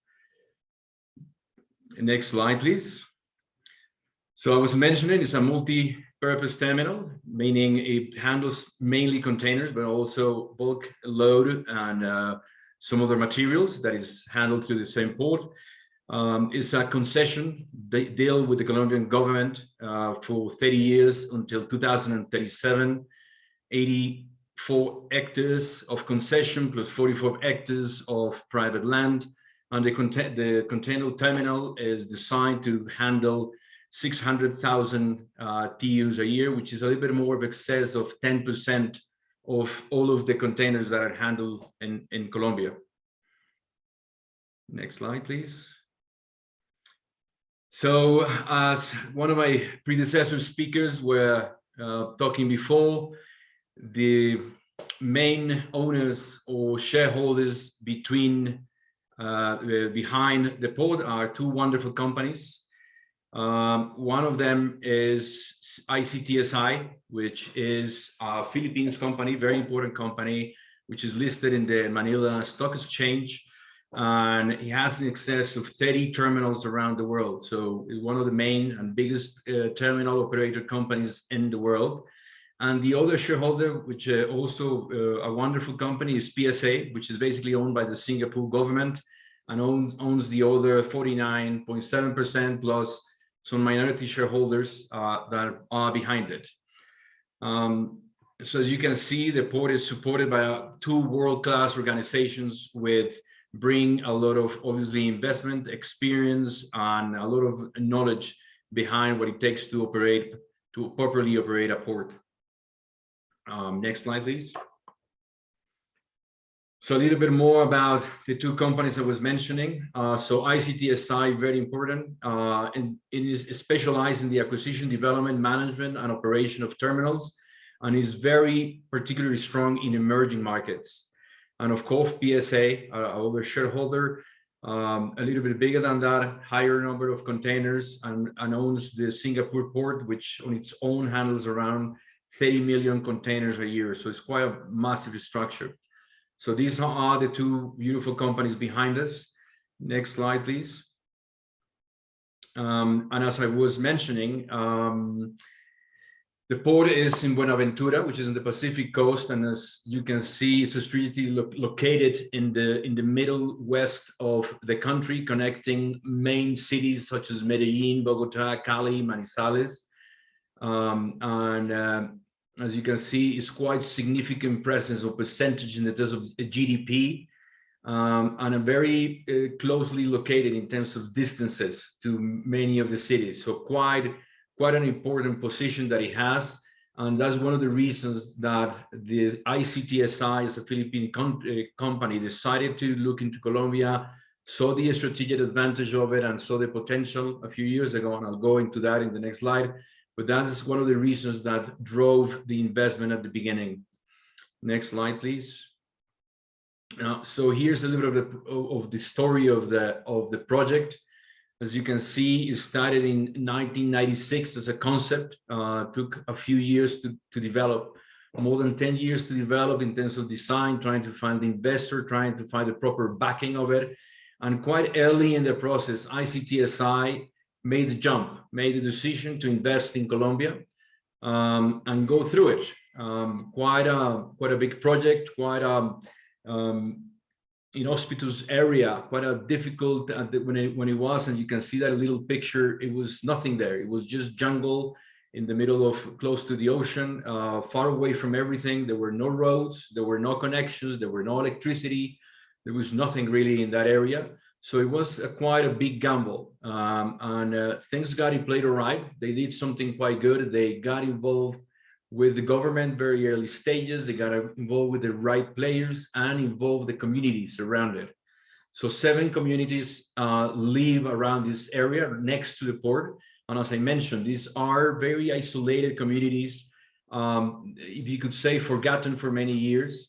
The whole Pacific coast has been deprived of investment and a lot of the things for many years. So it's quite important.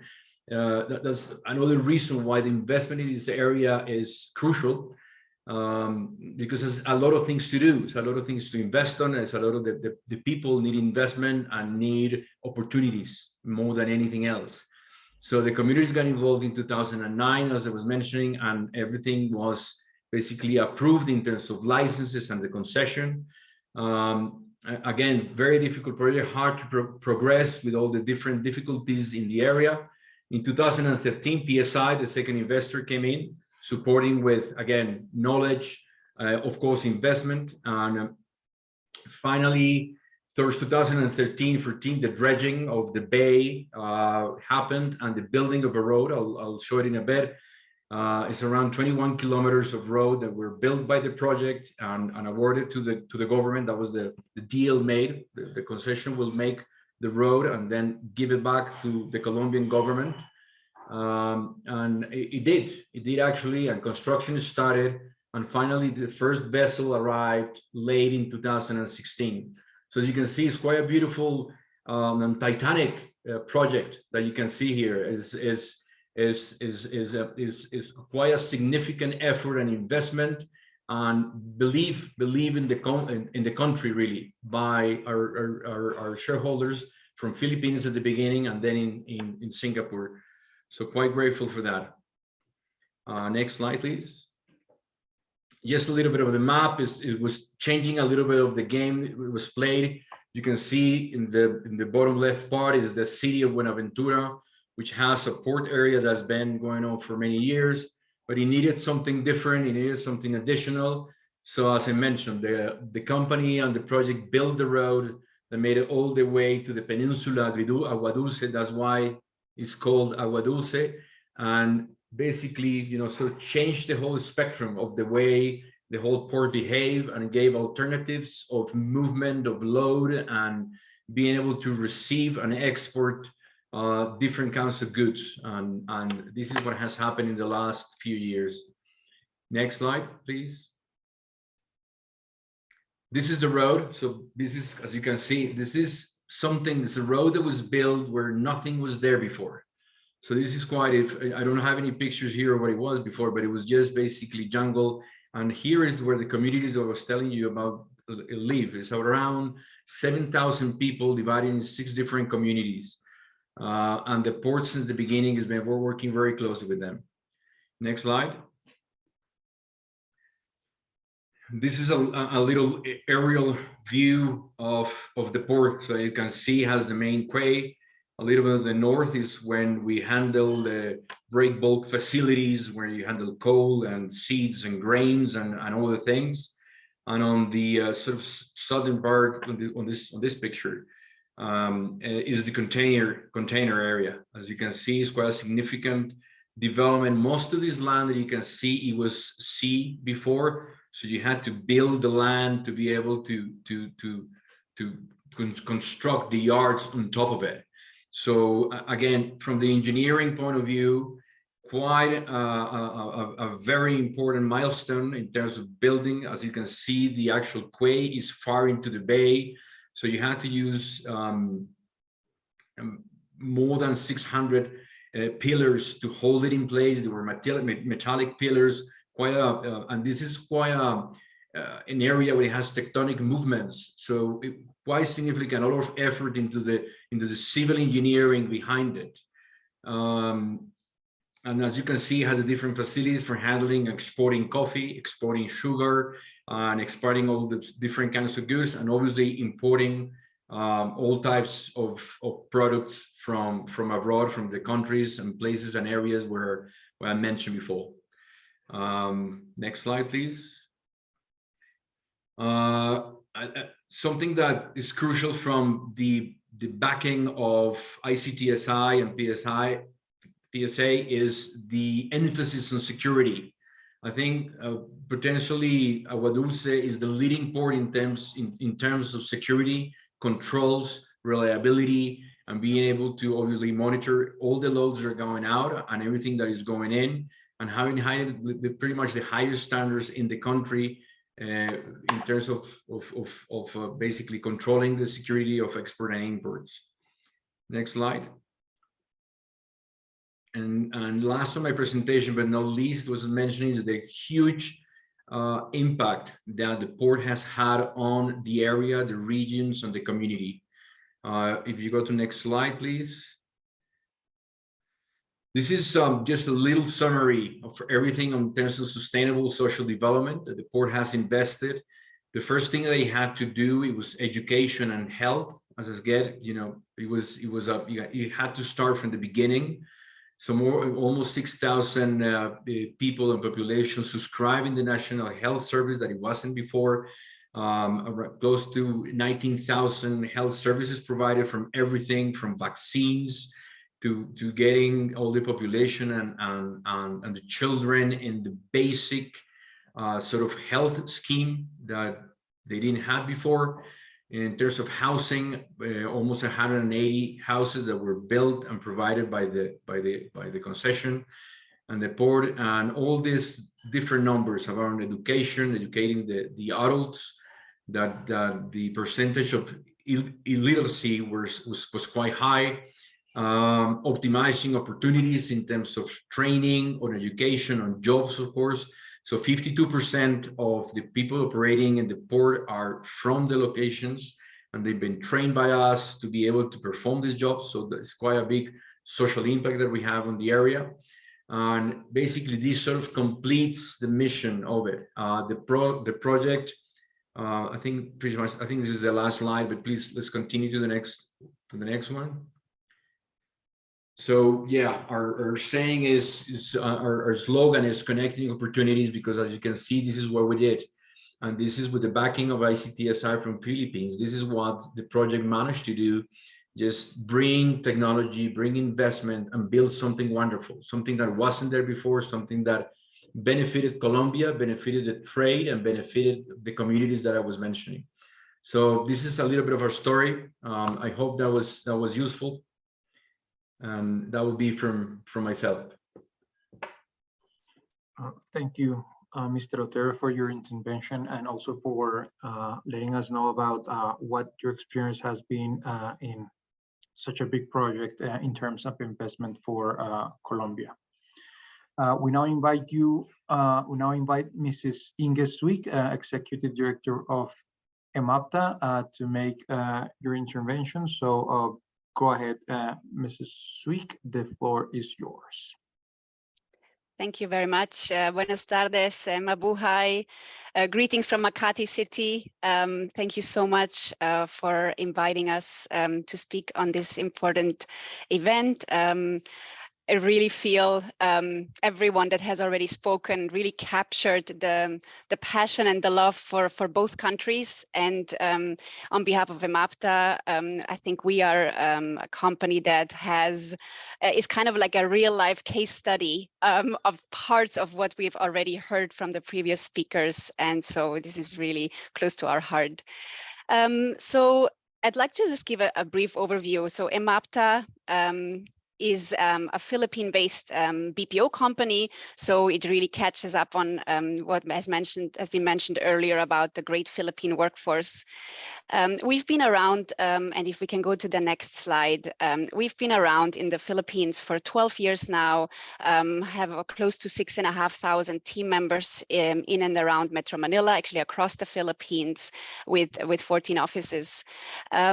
Just a little bit of history. Our owner is actually Australian and came to the Philippines 12 years ago in search for support for his businesses. And he found amazing people in the Philippines, but wasn't quite satisfied with how traditional outsourcing companies didn't really serve small and medium businesses or entrepreneurs like he was. Long story short, he ended up building EMAPTA, and we now service over 580 clients across the globe. So what we focus on is helping customers access great team members across locations. So initially, and really our success originally is in the Philippines. So we employ team members on behalf of our clients. We'll take care of HR, we'll take care of payroll, we'll make sure that we're fully compliant with all the Philippine regulations and all the government mandates. And we'll also take care of our people. Of course, we have engagement opportunities, we have wonderful office spaces. We just make sure that they're really happy on a day-to-day basis. Importantly, also in terms of infrastructure, we have 14 offices across the Philippines. We're both PEZA as well as BOI registered office locations, provide hardware and also IT security security and network operations. So earlier, the mentioning of the infrastructure and how important that is for foreign investors in either country is really highly relevant to us. If we can go to the next slide, and I'll just give a brief overview of how our business model works, because I really want to explain how and why we then decided to take this to Colombia. So what we do, we take care is we handle all of the setup and administration for our of the teams for our customers, but the customer handle the day-to-day work.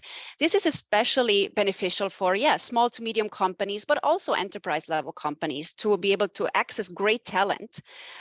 But still able to work with them on a day-to-day basis as if they were part of the company. And as such, when we talk to our team members here, or actually our team members in the Philippines, we always say it's like for them, it's an international career opportunity. It's like their OFWs without the need to go abroad, because they do have an international career working directly with international businesses. If we go to the next slide. So yeah, over the 12 years, we've expanded our network and are now servicing a lot of great clients across the globe. And as we work with especially growing enterprise companies, sometimes, many of our clients start out with one hire, 2 team members, 3, then growing it to 30, 50, 100, 200.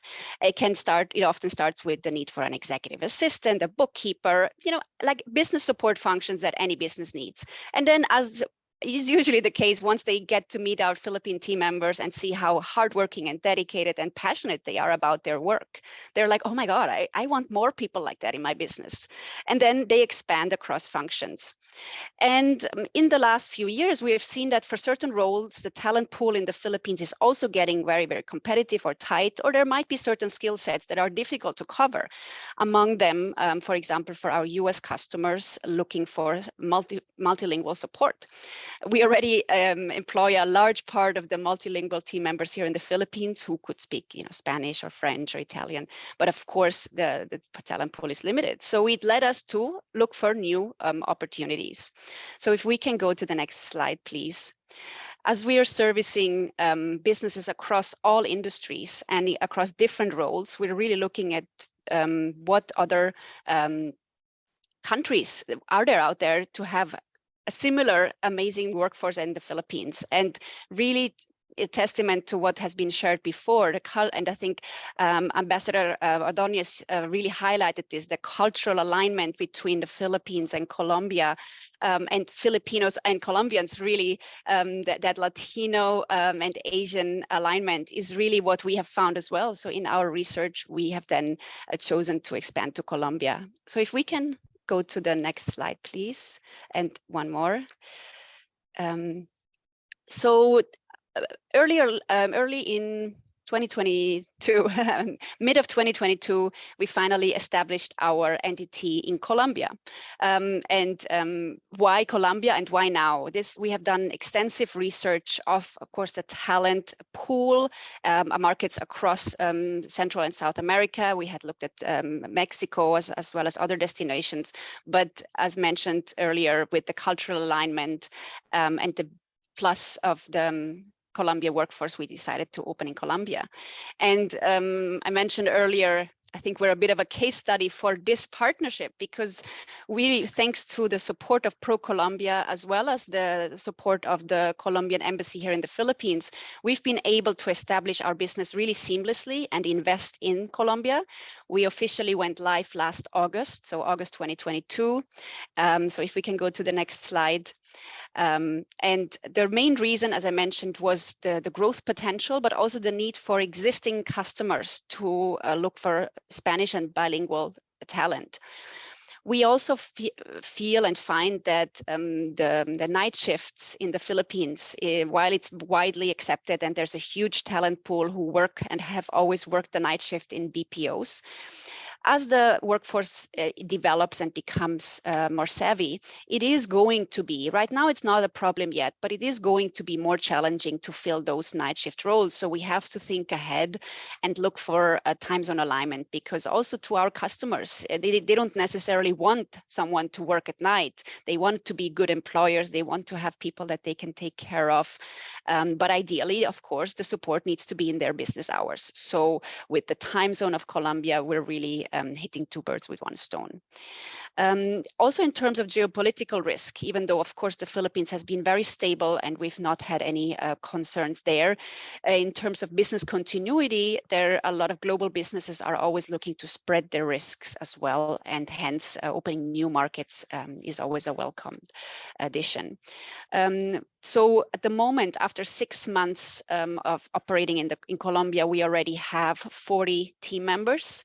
We have over 150 clients in the US that are already very interested in and exploring potential opportunities for growth. We currently have team members in Bogota and Barranquilla, and are looking to establish more offices as well. What we also found, and if we can go to the next slide, please. Thank you. What we've also found is that it's not only the Spanish-speaking customer service roles, but it's really also a lot of knowledge workers that are available and very in Colombia and very eager to work with our clients. So, for example, our first ever team member in Colombia was actually a specialist in the exact software that our customer owns and operates.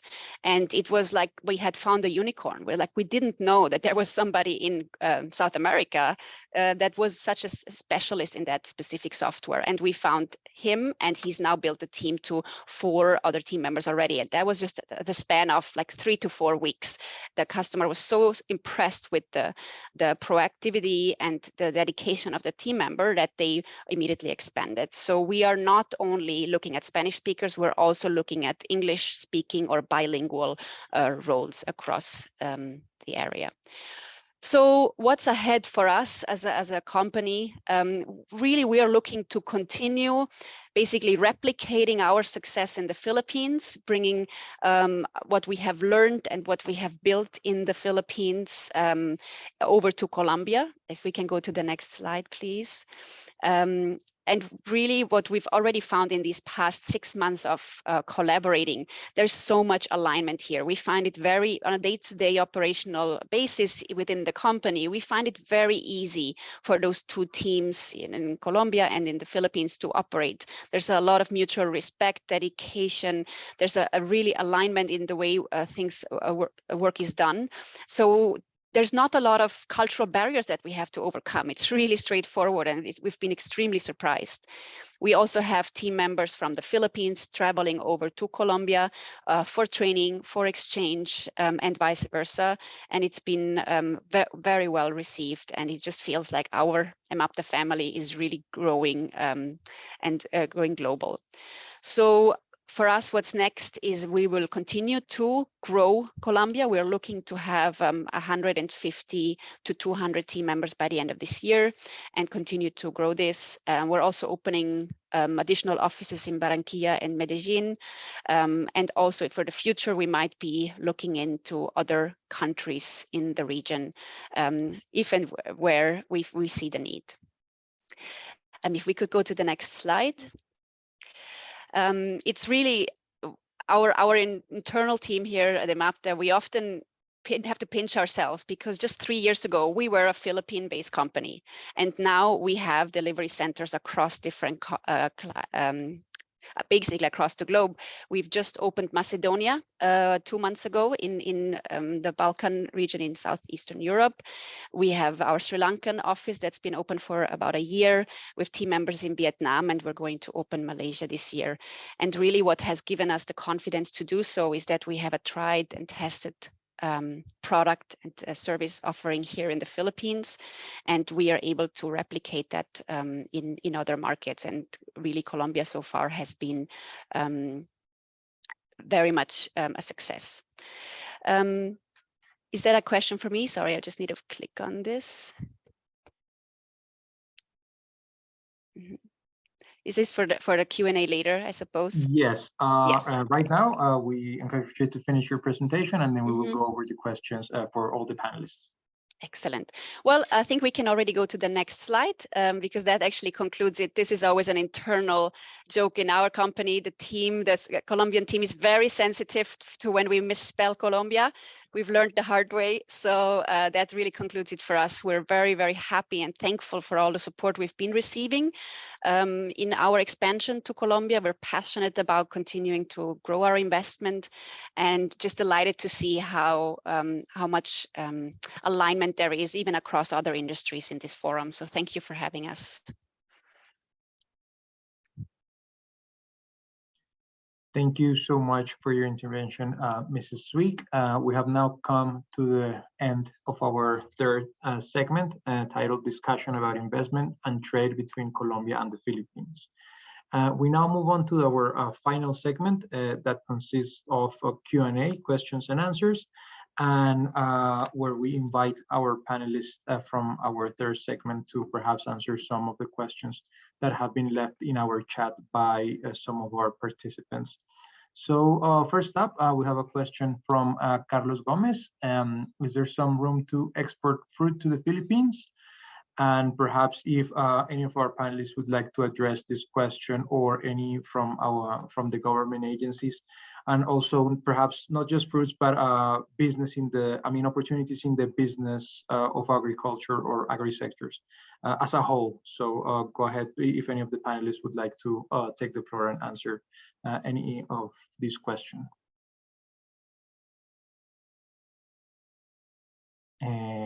Beatriz? Yes, Chris, if you want, I just want to mention that right now we are not exporting any fruits from Colombia to Philippines. Actually, if you may know, Philippines is a tropical country, so they have most of the fruits that we export. We have found some opportunities in avocado hass and berries around the region because they are exporting those fruits from other countries, not in Asia. So that could be an opportunity, but we have to check the fruit, and because other challenge with the fruits or the fresh fruit is we need an admissibility process because it's fresh products, and also the cost of the logistic, as I mentioned before, is a long way. So fresh products are not always competitive for these markets, but I'm open to receive any question or I don't know if they already have thinking about one specific fruit. I can check all the details for there. Okay, thank you so much for your answer, Beatriz. And in case there isn't another of our speakers that would like to address this question, we have another one from Ladies Rodriguez, and it goes as follows. What are the main challenges in entering the Philippine market, and what is being done to address those challenges?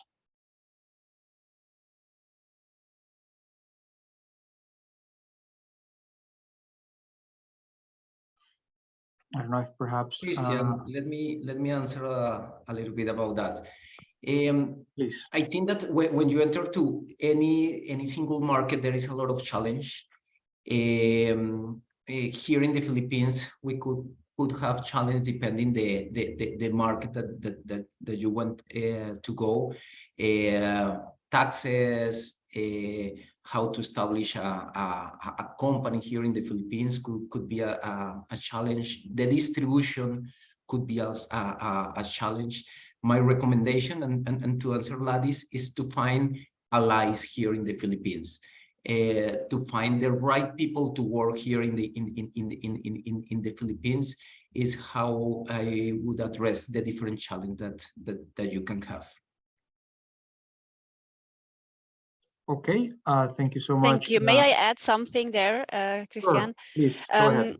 Thank you. I just wanted to add that because several of our customers are also, as they establish teams here in the Philippines, that sometimes they reach a certain size that they say, you know what, now I'd like to set up my own Philippine entity. So we've really been closely involved in other businesses investing in the Philippines, and we can really see a lot of things have changed and improved in the past couple of years. To everything, what I was really agreeing with everything that Gustavo said, and I think the process of incorporating in the Philippines has become much easier. A big improvement. This might go back, I think it was end of 2018 or 2019. Don't quote me on that. I don't remember exactly when it was. The investment regulations have been changed so that now it can be 100% foreign owned. That was a big factor to attract more investors from the kind of clients that we operate or support. So they're able to establish branch offices or domestic corporations, and the process itself is getting easier. Through the pandemic, we've seen the government entities establish more online application systems. Still have a bit of a learning curve. I think we're still of a growth. Things are starting to be faster and also less complicated within the local government entities or in the barangay registrations for the business permits, for example. We've really seen an increase in turnaround time. And so overall, we feel there is a lot of progress to making investment easier for foreigners. Yeah, Christian, if I may add, I'm Jude Aguilar. Yeah, aside from the challenges, the normal challenges of entering businesses in a new country, familiarity, of course, can also be quickened with, as earlier said by Gustavo, through alliances, allies. Now, and that is what we are here for, the Philippine Chamber of Commerce in the Philippines. We can match you interested companies from Colombia and interested companies in the Philippines who are in the same industries to do business together. We can have several business matching sessions now, just so that alliances can be made. We currently have over 30,000 participants in our chamber, and I think that would be very helpful. Thank you. Okay, thank you so much, Jude, for your insights as well. Since this is a very broad question, I would like to perhaps ask if Alvaro Otero could give us some insights on what are some of the challenges that have faced during the development of his operations in his project. I don't know if anyone else would like to. Alvaro, please go ahead. Absolutely, Christian. Can you hear me? We can hear you. No, I think as I was mentioning, it was quite a visionary project. It was very early stages. It was as I mentioned, it was embarking on a project where nothing was there, and it was quite difficult to do everything. Basically, you have to understand there was no construction firms properly developed for that. There were no services. There were no anything. You would have had to bring it from somewhere else, be able to form it from scratch. So that was quite difficult. Dealing with communities, even though I think is the result ended up being great, and it's still a long way to go. Obviously, there was difficulty trying to find the perfect balance of having an impact on a region that needed so many things at the same time, and then be able to provide those things for them. So obviously, this is a developing country that you find all those difficulties that you probably don't find in other countries. And of course, there is the security aspect of it. There is no secret that a lot of the rebel groups operate in this area on the Pacific coast.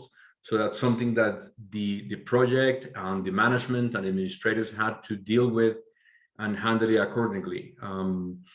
So these are the normal difficulties, but that's why I always want to mention it as a story of success. It's definitely an example story something that difficult, but it can be done. and it can be done successfully. So I think it just shows that even though the project probably face as many challenges as you can probably face when you're starting an enterprise, from these different variables that you probably don't get in other industries, the project and ICTIS and with the partners was able to succeed.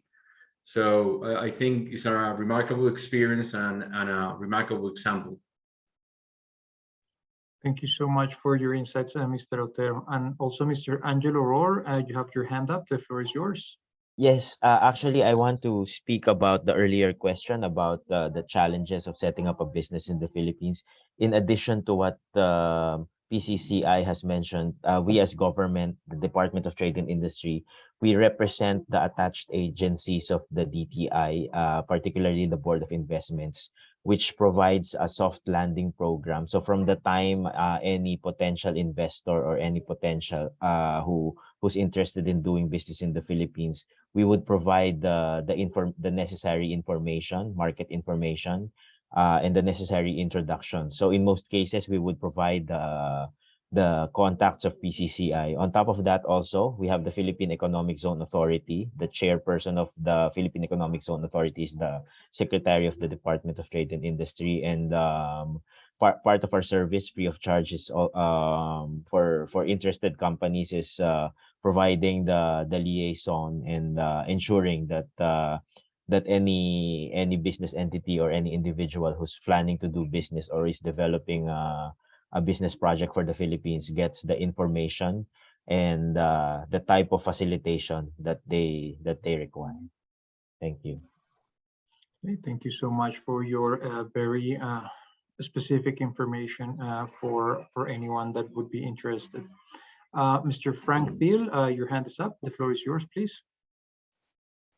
Yes, thank you. I just wanted to add a couple of comments regarding some of the challenges of entering the country.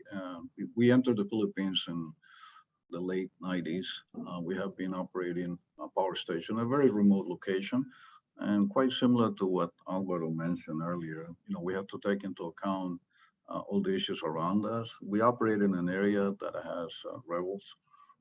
We've been able to operate there very successfully because we established a very strong corporate social responsibility program. We have a multitude of activities that we do with the local communities, which include education, hiring the local people, medical and dental, medical missions, open clinics, microfinancing, livelihood training. So we have been very successful with that. There are challenges indeed, but there are also a lot of great opportunities, in particular in the Philippines. It has been a very successful market for us. We now have an investment. Our company has an investment here close to $3 billion US, and we continue to look for opportunities here. Look to be able to see more foreign investors coming into the country. Yes, there are challenges, but I think there are programs, there are activities, there is support.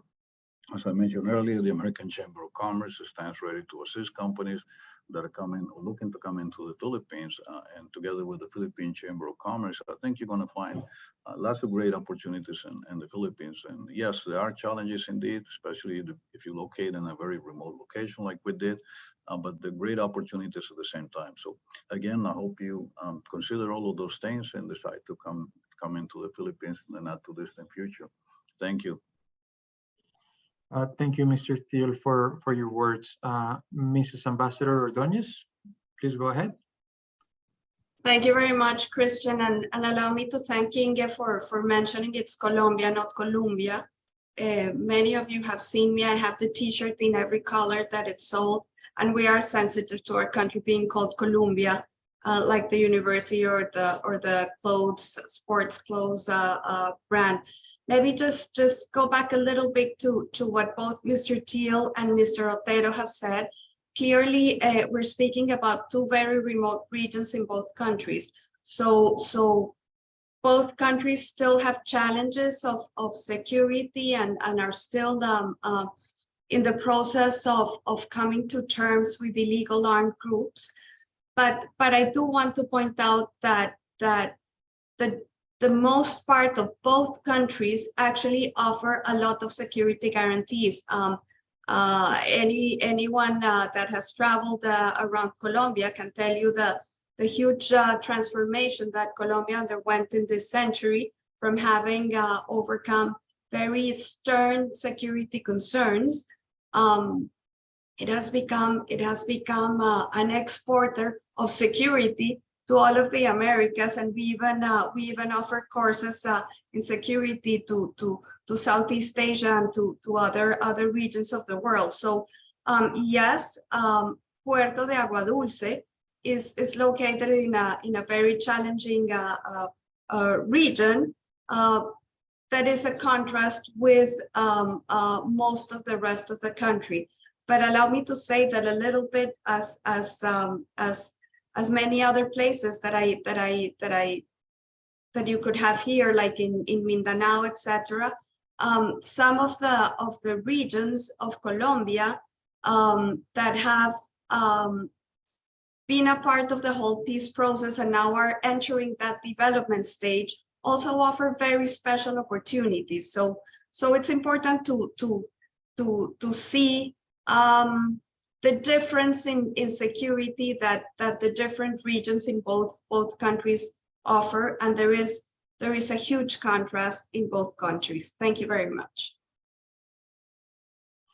Thank you for your words, Mrs. Ambassador. Okay, we have room for two last questions. The first one would be if there's any programs or perhaps any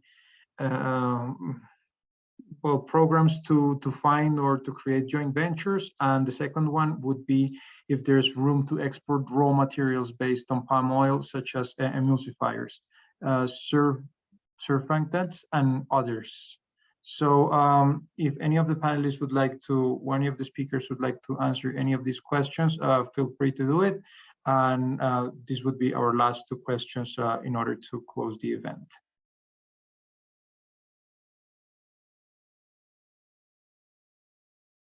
Mr. Thiel? Yes, thank you. Talking about programs to find joint ventures, I have to say that ProColombia has been very active in trying to do that, particularly promoting the idea of energy investments in Colombia. ProColombia has been in our facilities here in the Philippines and also in Thailand, where our home office is based. So when you think about joint ventures, in particular for energy, renewable energy transition, I would have to say that ProColombia has a very, very good program in place to facilitate that. I think they go both ways, whether it's in Colombia or whether it's in the Philippines. But certainly they look to have a very structured program for that. So anyone in the Philippines that is looking perhaps to invest in Colombia, ProColombia is the best source that I can see right now. They are able to formulate site visits to Colombia, contacts with government officials. So if you're looking to set up shop or find out opportunities in Colombia, I would say ProColombia is by far the best way to think about that. In particular, anything to do with joint ventures, they help you find local partners. They've certainly been very active with our company in that regards. And so I would certainly endorse what ProColombia is doing in terms of any joint ventures for any parties that are interested in investing in Colombia. Thank you. Well, thank you, Mr. Thiel. And Mrs. Barreto, if you have anything to add to this point? Just to say thank you to Frank. He's been a good client, and we hope that we can do something in the future with the company that he represents. Also, I think it's another question in the chat. I don't know if you have time, but the answer is about all this oil palm. You may know that Indonesia and Malaysia are the biggest producer of palm oil and products with the palm oil around. So it's quite difficult to export that kind of products to these countries. Great, thank you so much, Mrs. Barreto, for your answer. And I think that covers actually the last two questions that we have had in our chat. So we thank everyone for your participation. We thank our assistants, people that are interested in getting to know more about the trade and investment between Colombia and the Philippines.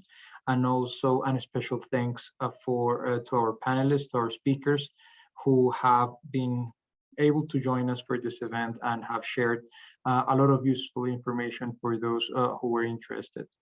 Once again, thank you. We hope you'll have a good rest of the day or a good rest of the evening, depending on where you are located. And greetings from everyone here at ANDI. So please have a good rest of the day. Thank you very much, Christian. And we look forward to having Colombian entrepreneurs visit the Philippines. And of course, I would be very happy to join a group of Filipino PCCI entrepreneurs come to Colombia. Thank you very much. Thanks, everyone. Bye. Thanks, everyone. Thank you.